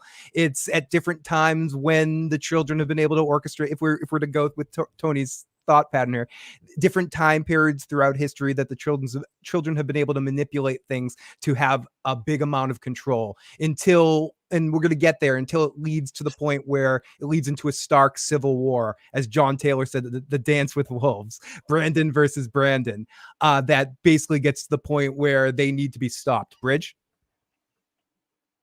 Yeah, let me actually address the Brandon name thing, right? So when Old Nan's telling Bran that story, she's telling him a bunch of names, and at the end of it, she says, because she says he was a Stark. No, some people think he's a Flint, some people think he's a Nori, some people, and she goes, no, he was a Stark. Mayhaps his name was Brandon. So everyone's like, oh, he's probably Brandon. I don't think his name was Brandon, because the word mayhaps, George uses that very specific way. There's a game down at the phrase, it's called like not coming to my castle. It's the one where they're crossing. You have to like stand on a log across a stream. And what happens is like people have to tell you something. And if they sneak in the word mayhaps, they're allowed to say a lie. Otherwise, they get like pushed off the bridge. So to me, when you see that word mayhaps in the story, not every single time, but I've looked it up. A lot of the times the word mayhaps is thrown out there. There's actually a lie there. So I don't think his name was Brandon. She's like, mayhaps it was Brandon. I think his name was Jon Snow. And real quick, the reason I think his name is Jon Snow, it's very thin argument. But when Jon first meets Ygritte, she asks him, what is your name? And he says, Jon Snow. And she says, ooh, that's an evil name. So I don't think that she knows Night King's name is Jon Snow or anything like that. I do think that George may be alluding to the fact, that, because, you know, if you're up north, Jon Snow could just be in their world similar to like Jack Frost. And if you live in the north, yeah, like it's kind of dangerous to live in the north. Like you don't like the cold. So that's all. I think that's all she's really saying is like Jack Frost, like, ooh, that's an evil name. But I think it's George R. R. Martin alluding to the fact that, yeah, the Night's King's name is Jon Snow. I want to make another quick reference to something that Tony did recently, not too long ago. He made a video where I believe, correct me if I'm wrong here, Tony, where Ygritte's reading the story of the Night King in a way like she's reading it to Jon in one of the DVD extras to a season of Game of Thrones, in a way that she knows the story like every every wildling knows the story. So there could be more to that, nothing Jon Snow thing to kind of go off what Kevin was saying. If there's more, and I also think that's interesting. Tony has an awesome video that came out not too long ago. You should check out where he talks about the Night King and stuff. And one of the things he talks about is that in the DVD extra, the actress that plays Ygritte reads that and she says like, "You're King Crow," like she's talking like it's the character. It's not just the actress reading it. She's in character telling the story to Jon Snow. It's interesting the way it's framed. No doubt about it. Charlie, Night King, Night Queen, Night Fort. Well, I think I shared my thoughts a little bit earlier, but I will add on to what Bridge just mentioned about the Stark Civil War in terms of like the Night's King versus the Starks of Winterfell. There was also that rebellion by House Greystark that occurred, and it does, at least, I don't know, I'm not saying it's the same thing, but at least shows that the Starks have had their internal issues before in terms of different branches of the house fighting with each other for presumably control of the North. Honestly, I don't have anything to add in terms of the overall, in terms of what you guys have said about the Night's King and Night's Queen. I did want to say one thing though earlier about the 79, just real quick. You mentioned that, like, because obviously one of the 79 is like that younger son of Lord Riswell who condemned him to death. Well, I thought it was kind of interesting that the Riswells of like the Game of Thrones, the Song of Ice and Fire, like the modern day in the Game of Thrones universe, the current Lord Riswells or the whole family were the first to go and defect to the Boltons and join their cause. So it'd be kind of cool to see, and just to kind of agree with your theory, Tony. It'd be kind of neat to see this ancient Riswell Men of the Night's Watch end up killing the descendants of the father who condemned him to the wall. Just kind of like a cool thought there I wanted to throw out there that I forgot to mention. No, that is definitely. And when you deal with the Night Queen, now when they say they were defeated, and it was, they say that it was a person, the king beyond the wall and the Star King. So obviously he was doing stuff to both sides, where both people said, "Listen, we got to get this guy out of here." Yeah, like somehow they had some type of communication, like, "We got to get this guy out of here. He's got to go. He's fucking us both over, and there's no way we could have him." So the story would be known to the people beyond the wall because they participated. But I don't think it exactly says that they killed him. I don't think it says those words that they killed him. I don't think it exactly says the words "killed." Like they stopped him is what it keeps saying. Every time I read it, it's they had to band together and stop him. It never says that he dies. I agree. I've never seen the words that they hang him, that they defeat him in battle or anything. It's just they stop him. They join together and stop him. Excuse me. I'll try to find the quote. I think the term was like they cast him down. Cast him down. Yeah, it's something. Is that the word?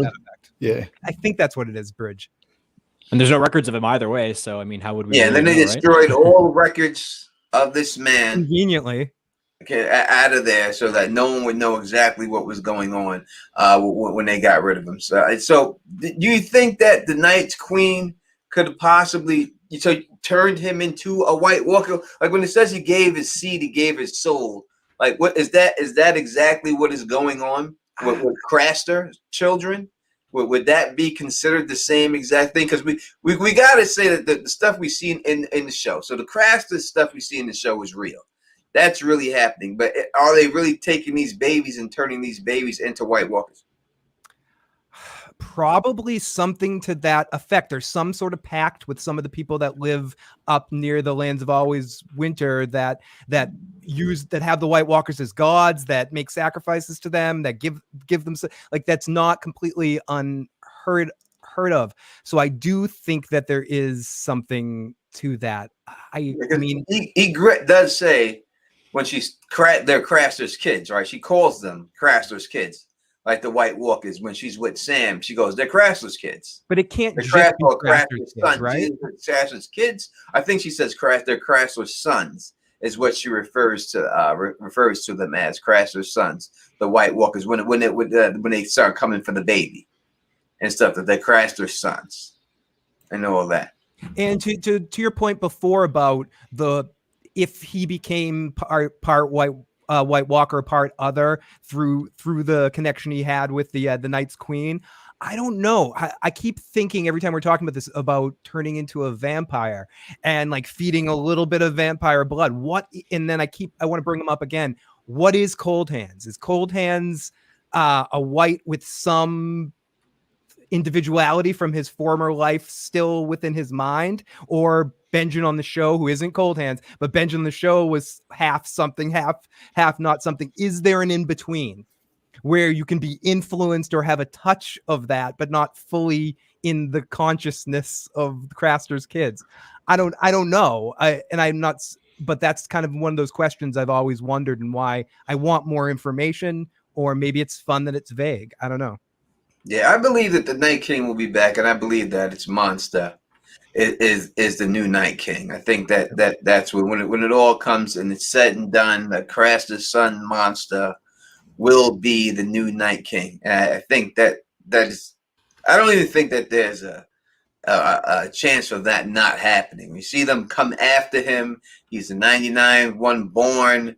They come specifically for him. And I think that when you look at the Jon Snow situation, him trying to outsmart everybody, like, oh, I'm going to get rid of Maester Aemon's kid purposely so that Melisandre doesn't burn him, but I'm going to keep Craster's kid here because no one's going to want anything to do with him. I think that's the big mistake that Jon makes, that it's really not Mance's kid that they're after, but really they're after Craster's son, and they're going to come there and they're going to get him. Now, I also think there's a good possibility that there's an ice dragon could be trapped in this wall. Not trapped in the wall, but that there's an egg in Deep Lake. When you look at Deep Lake up there and you see that the Queen Alicent was there, and she built that castle up in there and everything else, there's a good possibility that there could be a dragon egg in that lake. The lake has before I know Bridge, we talked about this before, about the pool in Winterfell, of how it had the same temperature, but that lake in Deep Lake has that same characteristic about it too, about the temperature being there. So I think that there could be a chance that there could be a dragon egg in there that we could get an ice dragon. We're gonna see an ice dragon before this is all said and done. There's no way around it. It ain't gonna be no undead dragon. It's gonna be a literally ice dragon that freezes motherfuckers. There's no doubt that we're definitely going to see that. Maybe Stannis will give them the kid. Stannis becomes the Night King if he does that. Now I want to throw something to the chat here. Hold on that, because it kind of feeds into this. There are so many theories where I think generally most of us agree in some form, or maybe we don't. But I know Bridge has a kind of a different philosophy on it. We all have different thoughts on who the Night King is, or if the Night King will show up. To the chat and people watching live or in the comment section later, what's the biggest crackpot Night King theories that you've ever heard? There are some wacky ones out there. Euron's the Night King. Someone else is going to turn into the Night King. This person. What are some of the craziest? We'll entertain those in the chat, in the comment section. I'm curious if you have some, because it kind of goes with this question. Like Stannis becomes the Night King. I've heard this one, but I've heard versions of this before. So while they're typing, let me just add, because I've sort of alluded to this without explicitly stating it. So now, in my version of it, where they're just humans, because if you tell this story and then all his records were erased and his name was banned, obviously they're covering something up. Winners write history, right? So I don't really believe too much of what's said in the Night King story, because it seems like it's like the most obvious example of a cover up. The one thing I didn't explicitly state though is that you've got Dany Flint, and I believe the Night's King, for other reasons, I believe the Night's King is a bastard of Winterfell named Jon Stark. So effectively you have a Jon and Dany, which just happens to be like, I got there, and then it was not until I was there that I was like, holy crap, that parallels Jon and Dany, that potentially they'll get together in the books. The reason actually I got to the Dany Flint and Jon Snow at the wall before I even really thought Jon and Dany would hook up in the books. But oh yeah, real quick, another thing we have to think about. So future dreams, I think, to protect the timeline, future dreams tend to be metaphors so that you can't sort of affect the timeline or whatever, change the timeline and create multiple universes. So in the show, they showed a cave painting of a Night King, right? So did they have a future vision of a Night King? Was that a picture of the Night King that they knew? But personally, I believe that there was a first Night King, and the one we saw in the show was the second Night King. Like, I think there was one created. There was a Night King before the wall was created. I hear what you're saying, and the whole thing is that they did show a picture of a guy, someone with a beard. It looks like that's supposed to be the original Night King, the Night King. I just don't think that. I think they would have brought, you would hear something about him. I think that, you know, when the others would come or something like that, you would have heard something about him, because the Night King, you know, he gets his name, derives it from what, the Night Fort, right? So I think you have to have the Night King. Now, they could have been a leader of, that guy could have been a leader of the others, and he just didn't have a name, and they didn't have a name, because this Night King, he took his name from the Night Fort, and that's why he declared himself his Night Queen. So really, he's the Night King because he made her the Night Queen of Night Fort. You know what I mean? So he's the king of the fort. So it could have been a leader of the others that was there, but just wouldn't have that exact name because the Night Fort wasn't built yet. So I think that you're correct that he could have been a guy that was leading. You would think they would have a leader, but I don't know if he wouldn't have that exact name. Jenna S. Thank you for the super chat. Says, I could totally see Alice saying had put a dragon egg at her fort and it hatching when John goes back to his body and they kill Ghost. You know, I could see that too. Ghost is dead. So anyone who, that's You're breaking children's hearts, Tony. You're breaking the kids' hearts. That one. So you know, it could definitely be a situation like that. But as for the Night King name or anything like that, the actual name itself, you have to have the Night Fort to get that. And I have a question for off of that, and this is maybe a rhetorical question, because, and I'm not using this as an opportunity to bag on the show in any way. How did we find out in the show? How did they start referring to that character as the Night King? Or did they just randomly start doing it? What, in the show? In the show, did they just randomly at one point start calling it the Night King out of complete nowhere? Or did I can remember Bran saying it's the Night King. I remember him saying it. Who else said the name Night? When was the first time? John said, we've got to fight them. He's the Night King. Or when they were in that sitting on the ice block in the middle and they were all talking about that guy right there. He's the Night King. I'm just trying to remember the times that I've got it. I thought it. Yeah, go ahead, Bridge. Oh, actually, I don't have it yet. I'm close. So I have every script in my master document. Nice. Okay. I have a 3,200 page document. So it's in season 6, episode 5. I'm looking for the actual quote though. Okay. I thought it was maybe like when the Three-Eyed Raven was talking to Bran, like that's how they found out the name. That's what I thought anyway. And then Bran told it is. So Bran comes out of that. To tell John that, right? John just called him Night King just to call him Night King. It's the vision. It's the vision where. It's the vision where Bran goes in there and the Night King grabs him. Bran comes out of it, looks at Blood Raven and goes, he saw me. The Night King, he saw me. And then the Blood Raven goes, or Three-Eyed Crow goes, he touched you. Mm-hmm. Yeah, that's the first time. Season 6, episode 5. So he already knew the name, though. It's not like Blood Raven said they must have talked about him before. So we learned the name, the reason of the name of the Night King off screen somewhere. It happened. He knew that. The only way Bran would know that name is because of the story of Old Nan. So Bran must have automatically thought that the story of Old Nan told was about this man, the Night King, and he called him the Night King.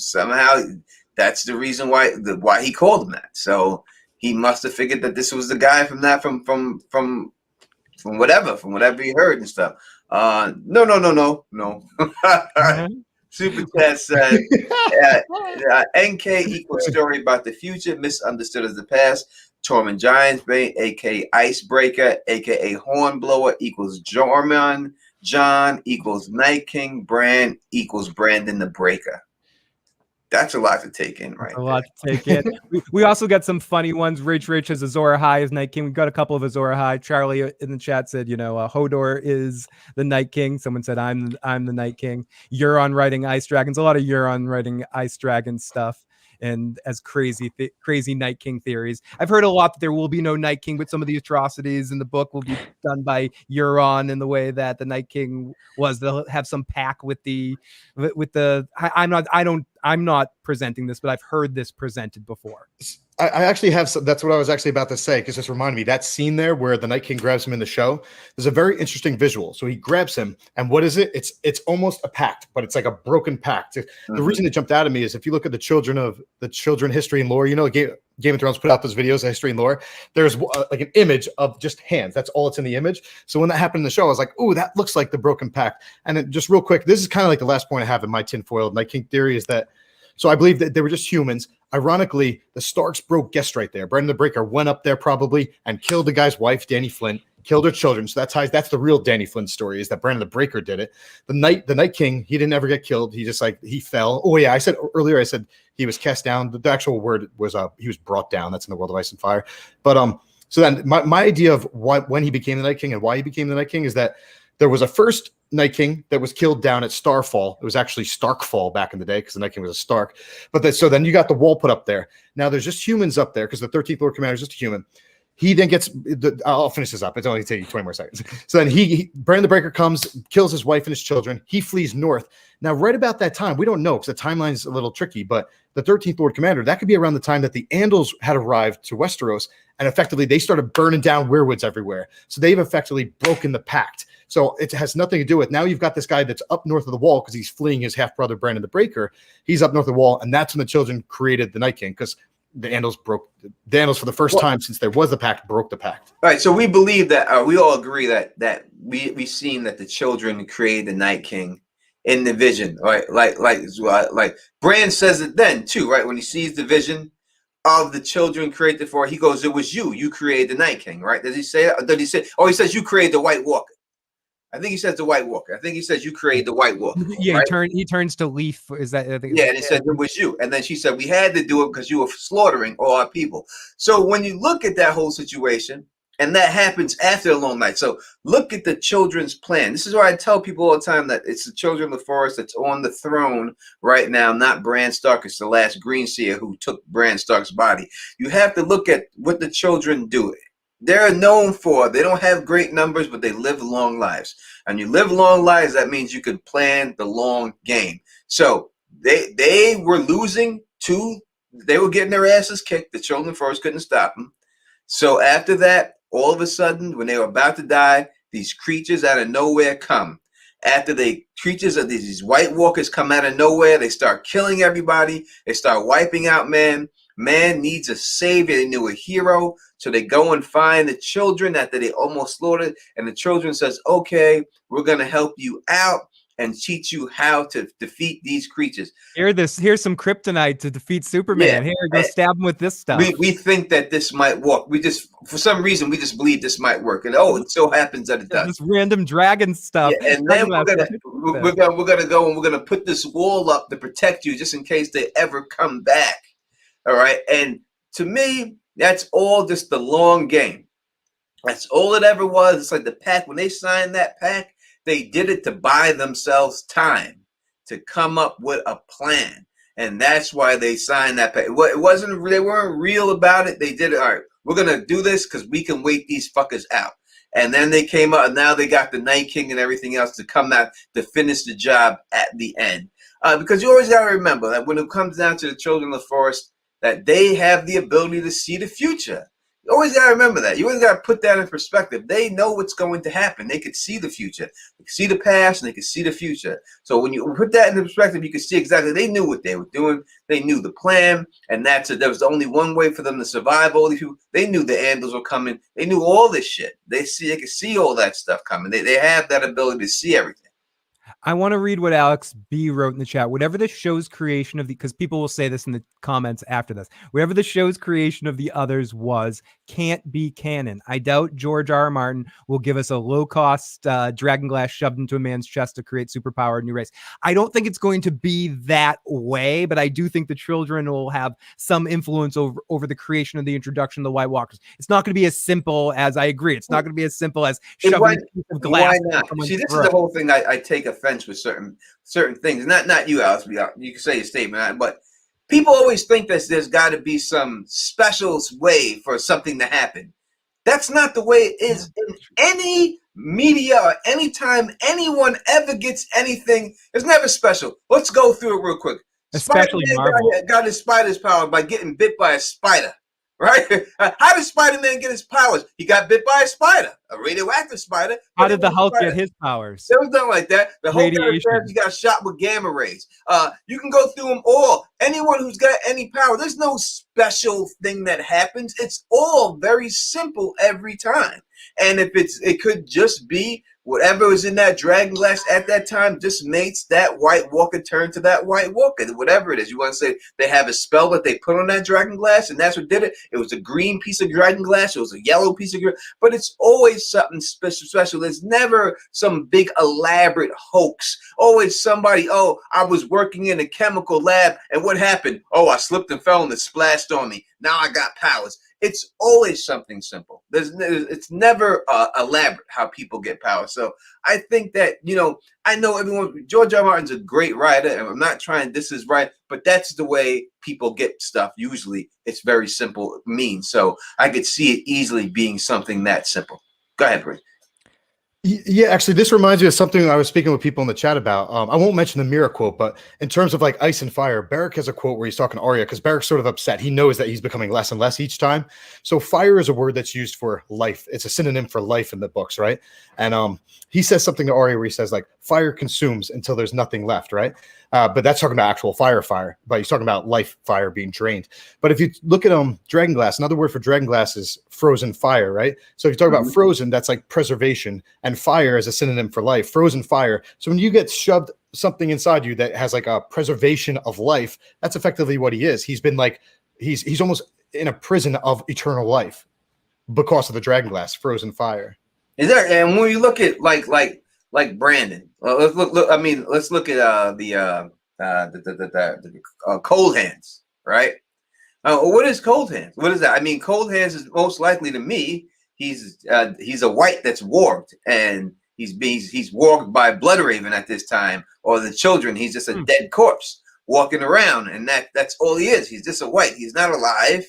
He's not anything. He's just a white being warged and everything else. That's why when Bran looks at his hands, he goes, "Yeah, how come your hands are so black?" And he goes, "Oh, when the blood coagulates at your lower ligaments, and that means you're dead, bruh. That means you're a dead man just walking around, and that's why the bloods are all at his fingertips like that." And he's just being warged at this time and being reanimated the same way that the Night King reanimates other corpses for his advantage. This time, this guy is just talking through him. And so, oh, he's talking through a dead man's body. Yeah, but they used to talk through birds, right? They would tell you all the time. They used to be birds, ravens. They used to be able to tell the birds the message. The bird would fly over, and then the bird would repeat the message. That's because it was a green seer doing it. So, oh, the birds, they forgot how to do that. The birds didn't forget how to do it. The green seers just ain't doing it no more. And that's it. So that they attach messages to their legs. So if they could talk through goddamn birds, they could talk through a goddamn dead body.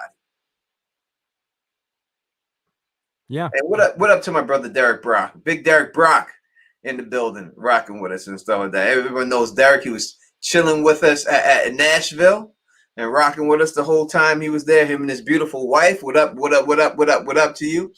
Is Jon Snow a fire wipe or actually brought back to life? So when you all right. So. So I'll say this about Jon. Jon's not dead, so it's a different situation with Jon. Jon's body is dead, stabbed up, and it's going to go inside of the ice wall. That's going to preserve the body in there. He's inside a ghost, so he's warped. So we got to look at Beric Dondarrion for that analysis because he really is dead. He really died. He got chopped up and everything else and then brought back to life, just like Catelyn Stark. She was dead and then brought back to life when it was all said and done. So you have to look at it. It's a different situation than with Jon. Jon's not dead. His soul is inside a ghost. Yeah, Jon's partially alive. He's only partially dead, which means partially alive. Miracle Max could still bring him back if he had to. And you look at that thing with Catelyn and all that, and the way it was, that kiss of life kills you. You know what I mean? So in order to perform that kiss of life, it didn't kill Thoros and me. I don't know why it doesn't kill him. He's able to do it over and over and over again for some reason. I don't know why. But this dude, I mean, Beric does it to Catelyn. He dies right after it.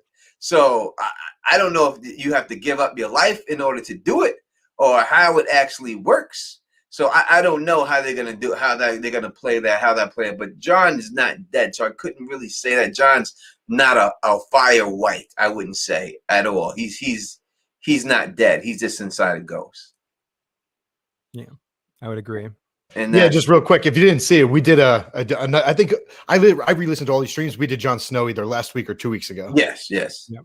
We did that, and you could check out all the thoughts on Jon Snow. We talked about all that stuff in those. So I don't like to cover the same stuff because then it gives you no reason to go back and listen to all those other things right there. You know what I mean? So you could definitely check out the 2 weeks ago. 2 weeks ago we did Jon Snow. You could definitely go back and check out the Jon Snow stream and all that, and it was good. And then we did the one with Gray Area about Euron, right? It was Euron's with Gray Area and the Direwolf City podcast. We did that. And there was also one we did, the three of us, about Bran. You can check that out as well. Yeah, and we did the brand. We did. So we're going through all these North people. We gotta get into other people. I said, if anybody wants us to do anything, obviously, I told all you gotta do is put it in the comment section if you want us to cover anything.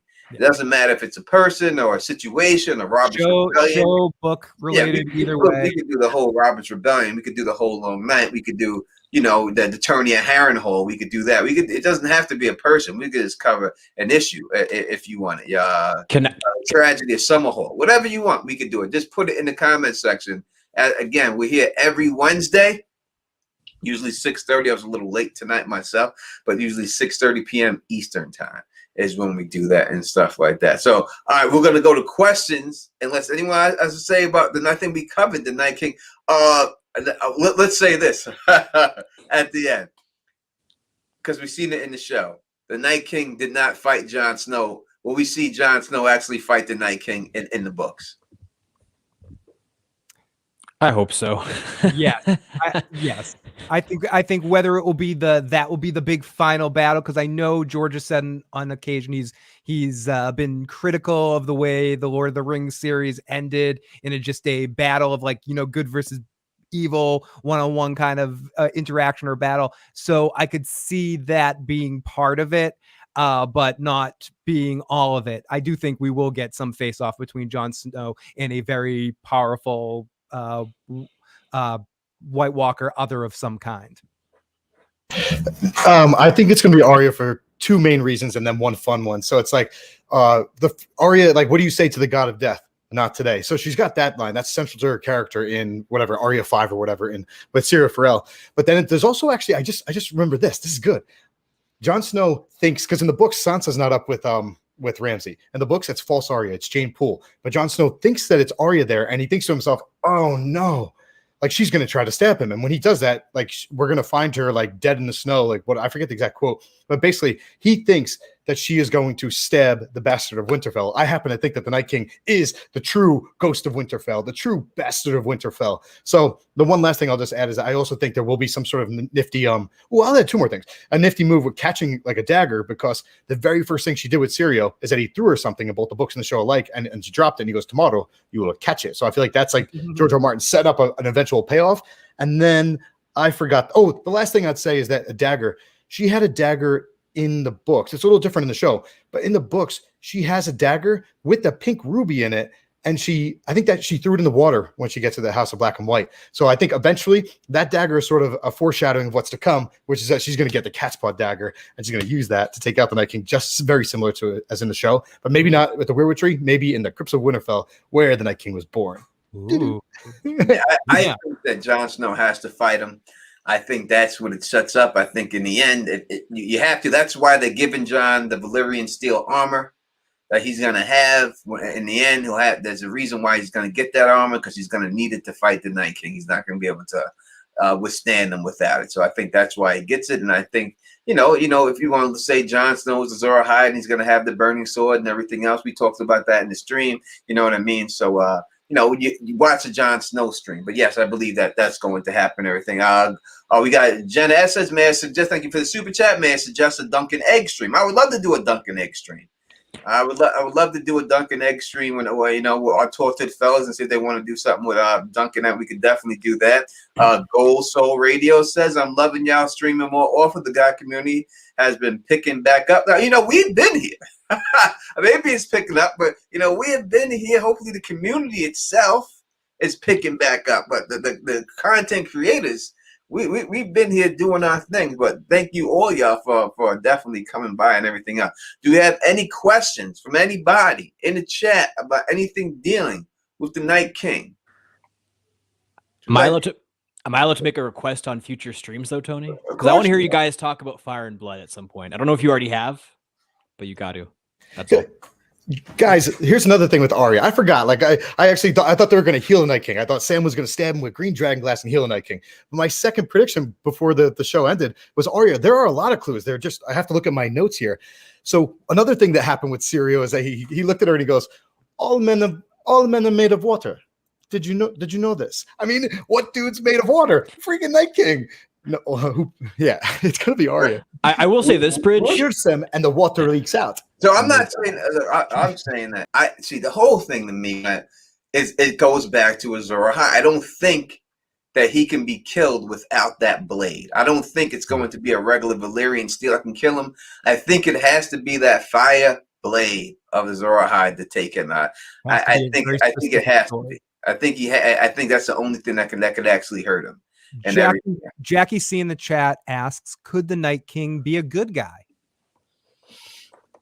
You know, I've heard people say it. So I guess how it would be that the Night King is back because the dragons are back, and we know that the dragons enslave people. The people who rode the dragons use them to enslave people, so they're coming back to make sure that doesn't happen again. They need to stop this the Dragon Queen before it's too late. Yeah, and before she starts bringing back a billion dragons, and there's a billion dragons flying all over the continent again, and they start mating and all that, and it's too much. You know, it's a good theory. I don't know if that's the case, but it's a good theory. Anybody else how they feel about that theory? Well, I just want to respond to something Bridge mentioned actually about Arya's being hyped up as the one to kill the Night's King. I mean, personally, I'm still inclined to think she's going to kill a lot of White Walkers. I'm not so much inclined to think she'll kill the Night King, but I will say, based on the hints that you just presented for us, I think you should have been on the writing team for Game of Thrones season 8, because the stupid hype or the buildup of Arya killing Night's King as a result of Melisandre saying that Arya would kill people with blue eyes was a pretty sad foreshadowing in my mind. Just gonna throw that out there. Jenna S, thank you for the super chat. Says I have a little theory about Jon's body being used as a new vessel for the Night King, body snatch style. It could be. I mean, I can't say that couldn't happen. I've heard the theory that Jon Snow could become the Night King. I heard the theory that Dany could become the new Night Queen when it's all said and done. That would tie into Bridgefall's Dany Flint. We had Dany Flint, that Night Queen, and here we are with Dany Daenerys become the new Night Queen. That could happen too. I wouldn't put it past anything like that, but I do believe that Monster is the new Night King when it's all said and done. That people ask who's the Night King. It's the baby Monster. That's who it is. Crass's child. That's at the wall, and that's the Night King in my eyes. Because you got. I will say this about. See this whole thing about. I did a video about Shireen. I talk a little because all this is going to go down at the wall. Shireen's at the wall, and everyone talks about Shireen being burnt because she was burnt in the show and everything else and all that good stuff. You gotta remember, Shireen's dream was not that she got burnt. When she had a dream that she got eaten by a dragon, that was her dream. I was eaten by a dragon. So if there is a dragon at the wall and it comes alive and it eats her in patch face, who knows? Maybe because her grayscale could turn that dragon into stone, and then you have your stone dragon being woken. It could be something like that, but you know what I mean? But I kind of thought about the dragons of Valyria, because one time there's a lot of people, and I don't know how how true this is, but I mean the idea that there are people with grayscale in Valyria, though, that's where they get sent. So maybe her getting eaten by a dragon is actually her getting eaten alive by her grayscale. Otherwise, I thought maybe you were going to say that she's going to get alive by Dany's dragons, and I was just no, not that. I mean, that's the theory. I mean, if all these theories have come true and stuff like that with Shireen, I mean, these dreams, then it's more. I mean, she's more likely to be eaten by a dragon than she is to get burnt, and that's what would have to happen and everything else. And go ahead. Yeah, just want to talk about the Jon Snow, because people are sometimes conflate the show and the book. So keep in mind, Jon Snow in the show is like Hollywood John. Like he goes to Hardhome in the show. He doesn't do that in the books. He fights at the mutiny at Cresser's Keep in the show. He doesn't do that at the books. At the battle at the wall, he's a hero at the battle at the wall in the show. In the books, he's up in a tower shooting bows because he's injured after Ygritte had shot him. So in the books so far, Jon doesn't really have kills. Like he killed Qhorin Halfhand, but Qhorin let him kill him. He killed the people when he ran up to the camp of Ygritte, but that was like he snuck up on them. However, to play devil's advocate, though, there is evidence to believe that Jon should have big kills, or at least maybe not the Night King, but at least some good like White Walker kills, because towards the end of Dance of Dragons, he's always training, and they're like, and I no, actually, it's probably at the beginning because it's before Sam leaves, and Sam's like, dude, why are you like always training? You're the Lord Commander, and he's like, my sword is Valyrian steel, Sam. I'm not. That's why I train, and he fights like 3-on-1. I mean, so Jon is. Even though he doesn't have any success, the success that he has in the show, he doesn't have that yet in the books. It is sort of setting him up to be one of the better fighters with like a line like that and all his training. Well, I think that line sets him up to get their armor from Euron Greyjoy, because he says, I'm not Valyrian steel. My sword is, but I'm not. But Euron's armor is, and he'll get that armor, and then he will be Valyrian steel. I think that sets up Jon to have the Valyrian steel armor when it's all said and done. I think that's how it goes. Now, people are saying they would love to see a Duncan Egg stream with us. Well, we will definitely do that at some point. I have to re-go over some of that material to catch myself. That's a lot, Duncan Egg. I mean, we do a book at a time, maybe. Yeah. One thing I want to jump on in the chat, the Big E said this, and I didn't know this if this was by accident, but is today the 2-year anniversary of Arya killing the Night King? Is that tonight? Is it really? No way, really? Big E in the live chat said that a few seconds. If we just happen to be doing a stream about the Night King on the 2-year anniversary, that'd be funny. And Charlie says Fire and Blood. So I will say this about Fire and Blood. I think I need to go. I think that Gray has said something about this before. So obviously, Direwolf City is our sister podcast, and so the plan is right now. What's in the works and what we plan on doing when House of the Dragon does come out is that we're going to do the pregame show on my channel with them every week, and we're going to do the postgame show on their channel right after. So we'll be doing double duty every week. We'll do the pregame show on my channel, then we'll go with Direwolf City podcast, and we'll do the postgame show. That's what Gray and I had discussed and everything else. So it may go down like that. Nothing's in stone right now. Jenna S., thank you again for super chat, says, I think it's a metaphor. Like most of the dragon dreams, it could be a demise at the hand, need, order of a dragon born. Yeah, it's definitely could be a metaphor for something, but eaten by a dragon is pretty specific. Charlie put the date, I think. April 28th, 2019. That's right. Yeah, it was 2 years ago today. Yeah. Wow. Awesome. Wow. Can I say something about Arya? I hate to go back to her so much. I love Arya so much. Oh, no. Now it's the anniversary. You have to. Oh, yeah. Okay. So she's always thinking about her kill list, right? And they're like, part of her arc is going to be like, at least I hope so. Yeah. Charlie, you said like I should have been like writing. If I had written stuff, things would have been a lot rosier. And that's not necessarily the better story. You know what I mean? But like, so Arya does have a rosy ending in the sense that she can't get over her vengeance, and Sandor can't get over his vengeance with his brother. I wish he could have, but that's real life. He couldn't do it, but he helped Arya. And that's a really cool plot point because Arya once thought about giving him the quote unquote gift of mercy. And she did by letting him live. She gave him the gift of mercy. So then you've got the concept of Valar Morghulis, all men must die. Who's violating that more than anyone? The Night King, because he's never died. He's been around for thousands of years. But she has this kill list of like, she's gradually letting people drop off of it because she's forgetting about them. Like they don't hold that. She doesn't have the hatred for all of them, but she still has hatred for like Cersei and Gregor Clegane, right? But there's one particular line that if Arya kills the Night King, we'll have a second meeting in a reread, which is she thinks to herself, oh, it's actually with Jaqen. When she gets 3 wishes, she thinks to herself, she's like, oh no, the last kill has to count. So that line's just a cool line that will take on new meaning if Arya ends up killing the Night King. The last kill has to count. Because I think at the time she wanted to use that last kill on Tywin, but then he left Harrenhal, and she's like, damn it. Oh, no. Fatology says, any chance of James Thrones cameo on a stream sometime? I haven't spoken to James, so I can't tell you that there's a chance of that happening. Would we allow it? Of course. Anyone in the small council would be allowed to come on, and maybe there'll be a small council live stream later on in the future. Who knows? Maybe when House of the Dragon come back, James will be back into it. But obviously, he's a lawyer, just like Charlie. He's a big lawyer. And he's got a lot going on in his life. So it's just not as feasible as it was back then when he was just in law school now, but he's actual lawyer and stuff like that. I will say I do have him on social media and he seems to be doing really well. So like, don't worry guys. He seems to be in good form in case anyone was worried. No doubt about it. I think that is it. I think that. But if y'all ever want to hear James, I did a live stream. I think one of the first live streams that was like a cross platforms with a bunch of channels on it, and it was me, James, Don the Krakenwood, Aziz from History of Westeros, Radio Westeros, Yoke Boy.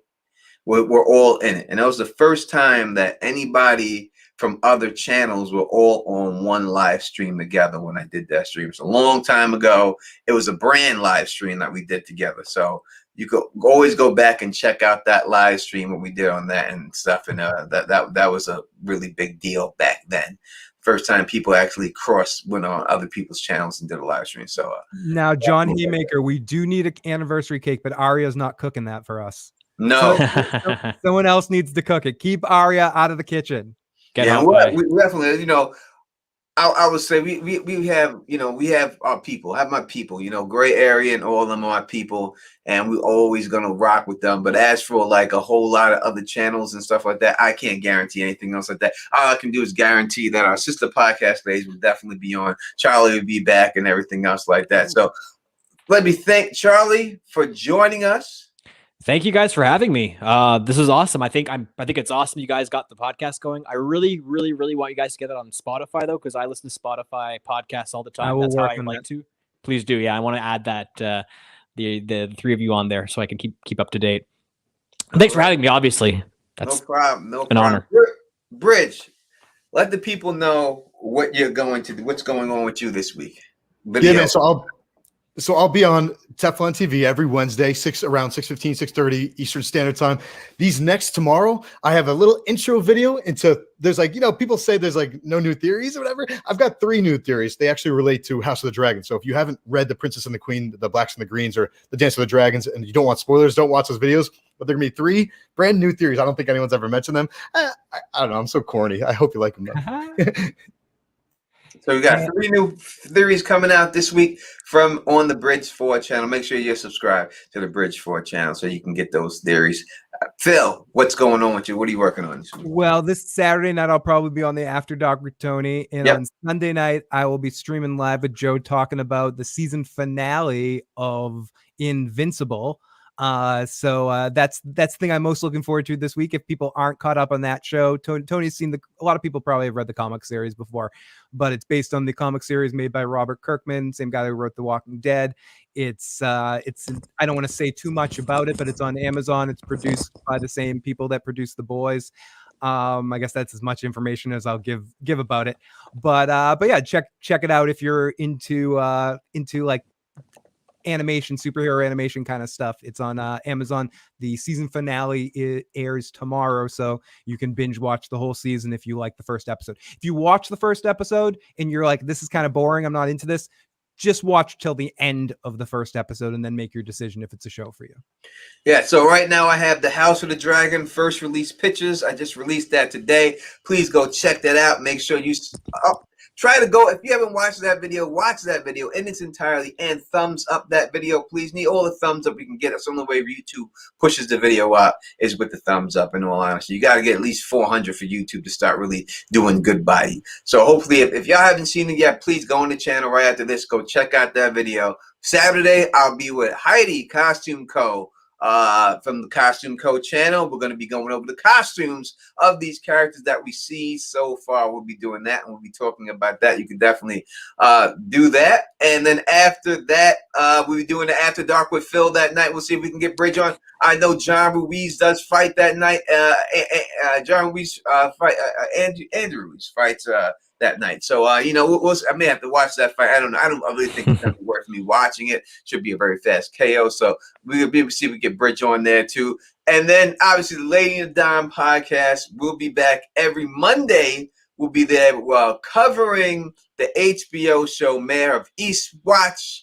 Mayor of Easttown. We're doing that every Monday, Lamar and myself, and we're going every week. We're going to try to pick who the killer is. Bridge released a video about who he thinks the killer is. Check that out. I put it out there, and I tell people it can change from week to week depending on the information we get that Sunday. Dude, I took mine down. A, it wasn't getting many views, and B, after I made mine, I listened to your live stream with LMR. That made me think of something, and I changed my mind on who it is. I took mine down already. Why'd you take it down? You should have left it up.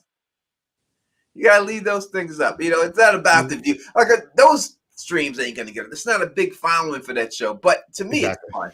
It's fun, and I just think that, you know, it's fun just to go in and try to pick who the killer is. I think people are gonna have different things every week about it. So check out LMR and me on Monday, and then again Wednesday we'll be back here again with another topic. We'll have the topic by Saturday. The post will go up exactly what topic that is. Again, let me thank everybody in the chat, especially those who left super chats, everyone who thumbs up this video. Let me thank all y'all for coming out. Again, let me thank Charlie of Westeros for rocking with us. If you like the way I do this, please thumbs up this, please spread this across the realm, and please subscribe. And until next time, you know who it is. Peace and stay sexy.